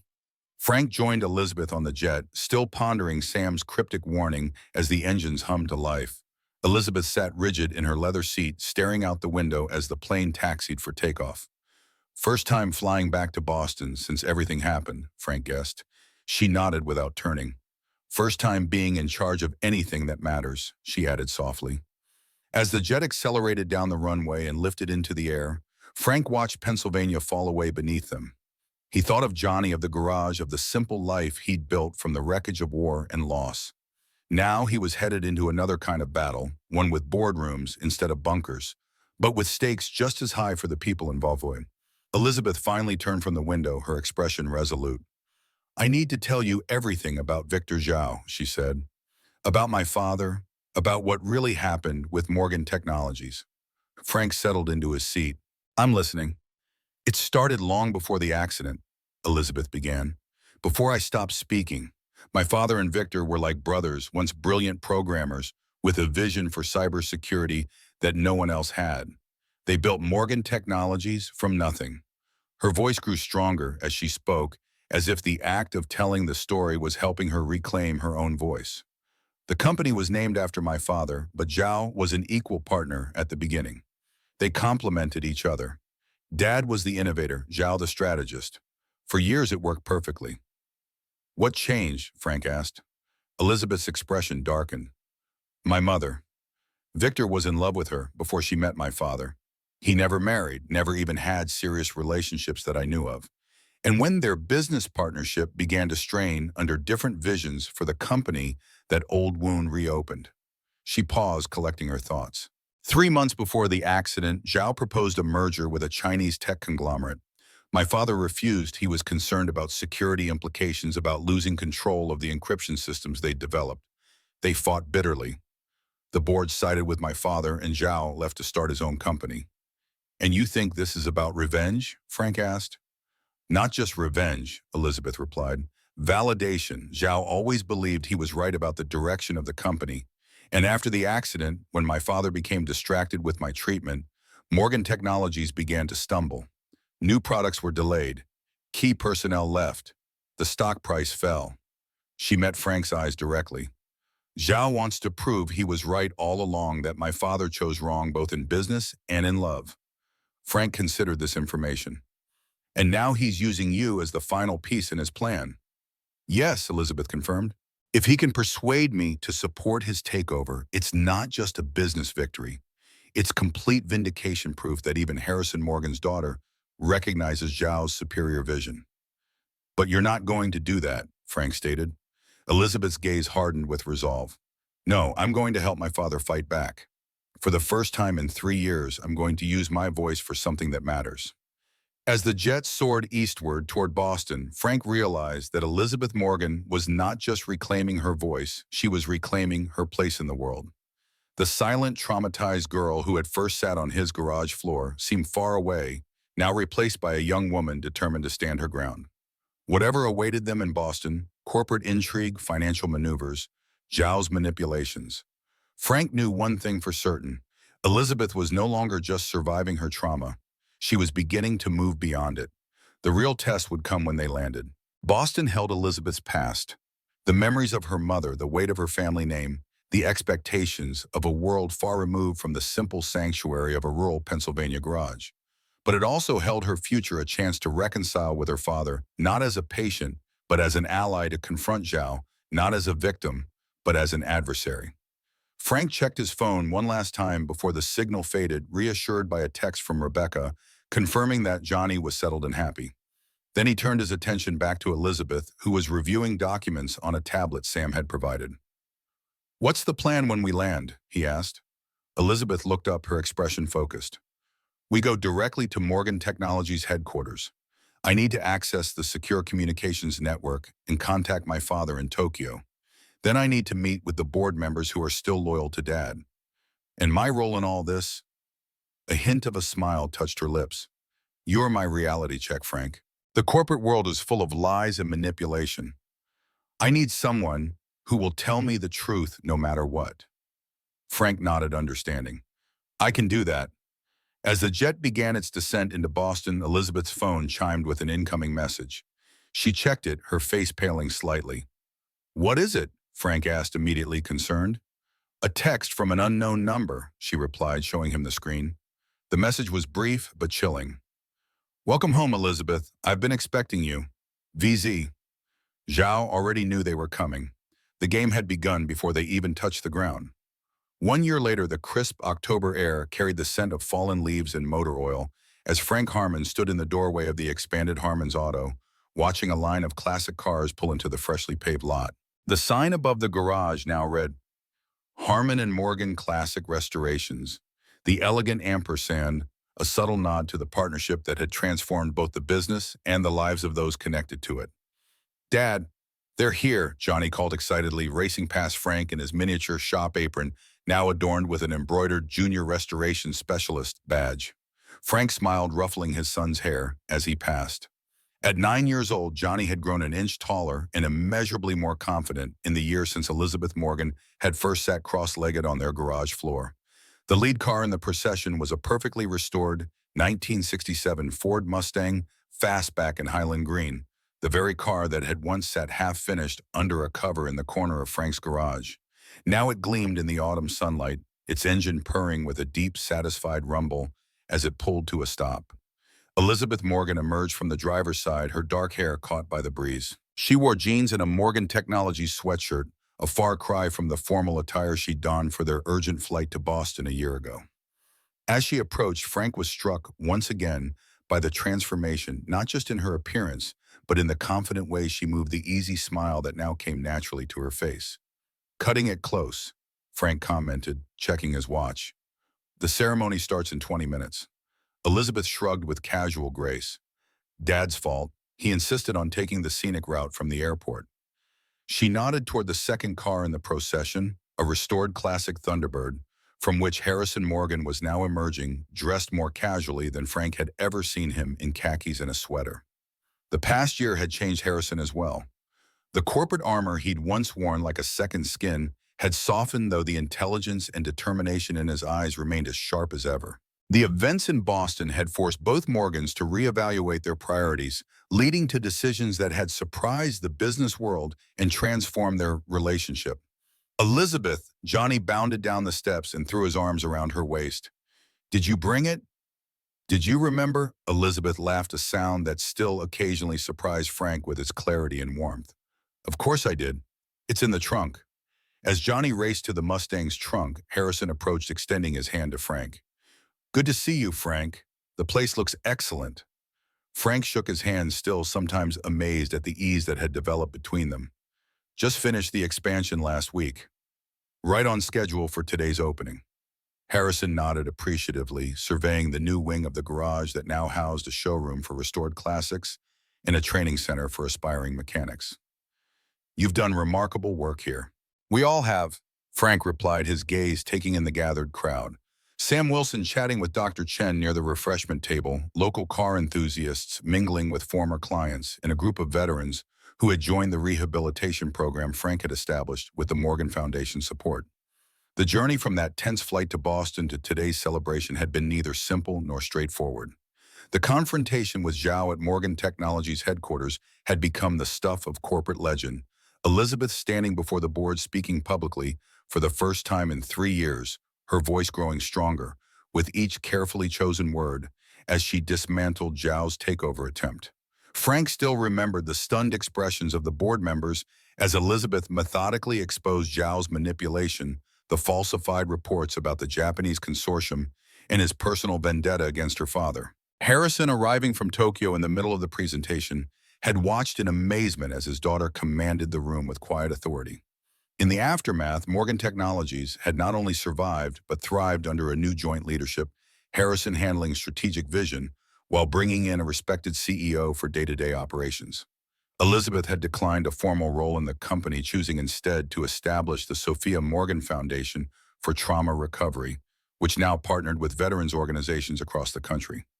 "Uncle Sam says I can drive the Corvette when I'm 16 if I keep my grades up," Johnny announced, returning with a large package from the Mustang's trunk.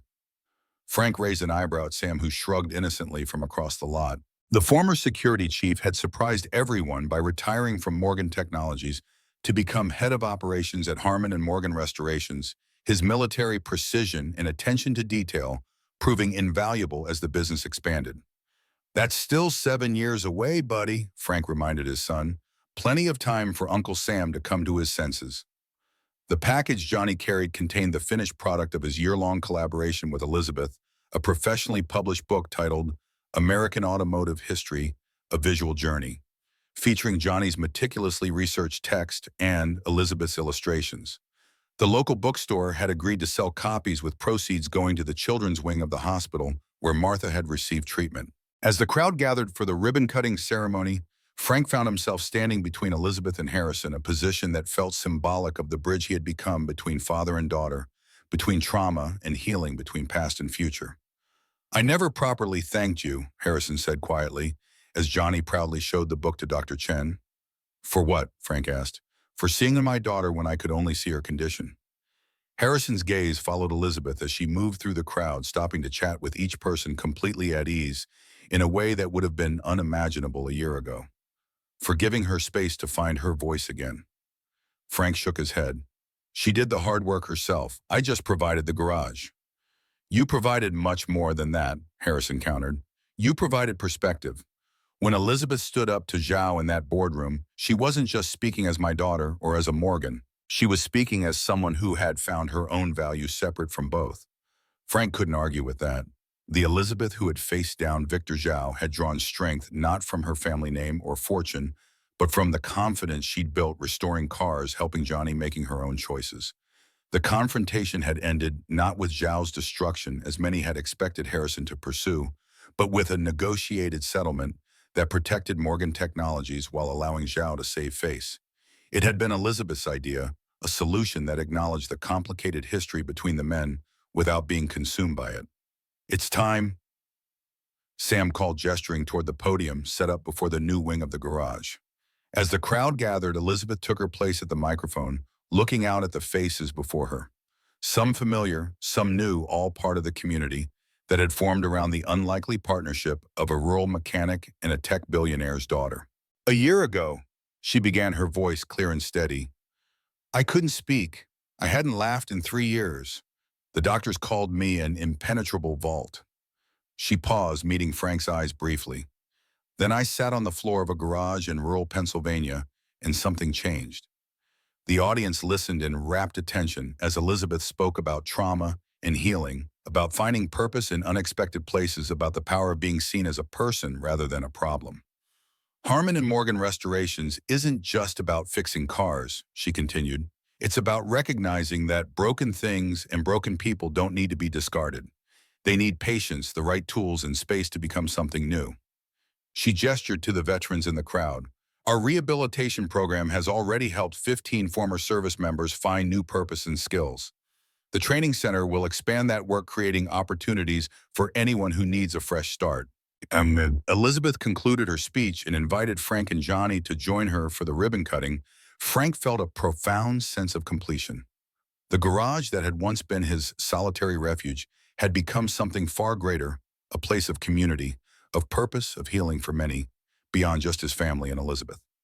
Harrison stepped forward with ceremonial scissors, but instead of cutting the ribbon himself, he handed them to Johnny. Would you do the honors? This place wouldn't exist without you. Johnny beamed, accepting the scissors with solemn importance. With Elizabeth's hand guiding his, he cut the red ribbon stretched across the entrance to the new wing, officially opening Harmon and Morgan Restorations to the world. As applause erupted, Frank caught a glimpse of the framed photograph that hung just inside the entrance. Not a corporate portrait or marketing image, but a simple picture Sam had taken months ago. Johnny and Elizabeth bent over the engine of the Mustang, both covered in grease, both laughing at some shared joke, with Frank looking on from the background, his expression one of quiet pride. Beside the photograph hung a small plaque with words Elizabeth had chosen, words that captured the spirit of everything they had built together, where broken things find their way back to wholeness. Later, as the celebration continued inside, Frank found Elizabeth standing beside the Mustang, running her hand lightly over its polished hood. Having second thoughts about leaving it here for the display, he asked, joining her. She shook her head. No, this is where it belongs. The first complete restoration of Harmon and Morgan. You know, Frank said, leaning against the car, when you first sat down next to Johnny and his model cars, I never imagined we'd end up here. Elizabeth smiled. Neither did I. I just wanted to feel safe for a little while. And now I want to help others feel safe too. She looked toward the garage where her father was listening intently as Johnny explained the details of a restoration project to a group of veterans. Dad's coming around to the idea that this might be more important than corporate acquisitions. Frank nodded. Harrison Morgan's evolution had been one of the more surprising outcomes of the past year. After the confrontation with Zhao, he had gradually shifted his focus from expanding Morgan Technologies to supporting Elizabeth's foundation in the restoration business. He still maintained his position as chairman, but his priorities had unmistakably changed. He's different with you now, Frank observed. We're different with each other, Elizabeth corrected gently. We both had to learn how to see past what we'd lost to what we could still build. From inside came the sound of Johnny calling for them, something about cutting the cake he'd helped design shaped like a classic car engine. Elizabeth laughed, the sound no longer rare or surprising, but a natural part of who she had become. As they walked back toward the garage together, Frank thought about the journey of the past year, the confrontations and reconciliations, the risks and rewards, the slow, painstaking work of restoration that applied as much to people as to classic cars. By the way, Elizabeth said as they reached the door, Sam mentioned he caught Johnny trying to start the Corvette this morning. Frank groaned in. That kid is going to give me gray hair before he's 10. He's ambitious, Elizabeth said with a grin. Reminds me of someone else I know. Inside, surrounded by friends, family, and the community they had built together, Frank watched as Johnny proudly presented his cake to the gathered crowd. Dr. Chen stood nearby, her hand resting comfortably in Sam's, another unexpected development of recent months. Harrison was engaged in animated conversation with Marcus Bennett about the legal clinic they were establishing for veterans. Elizabeth moved through the room with easy confidence, so different from the silent, withdrawn young woman who had first entered his garage.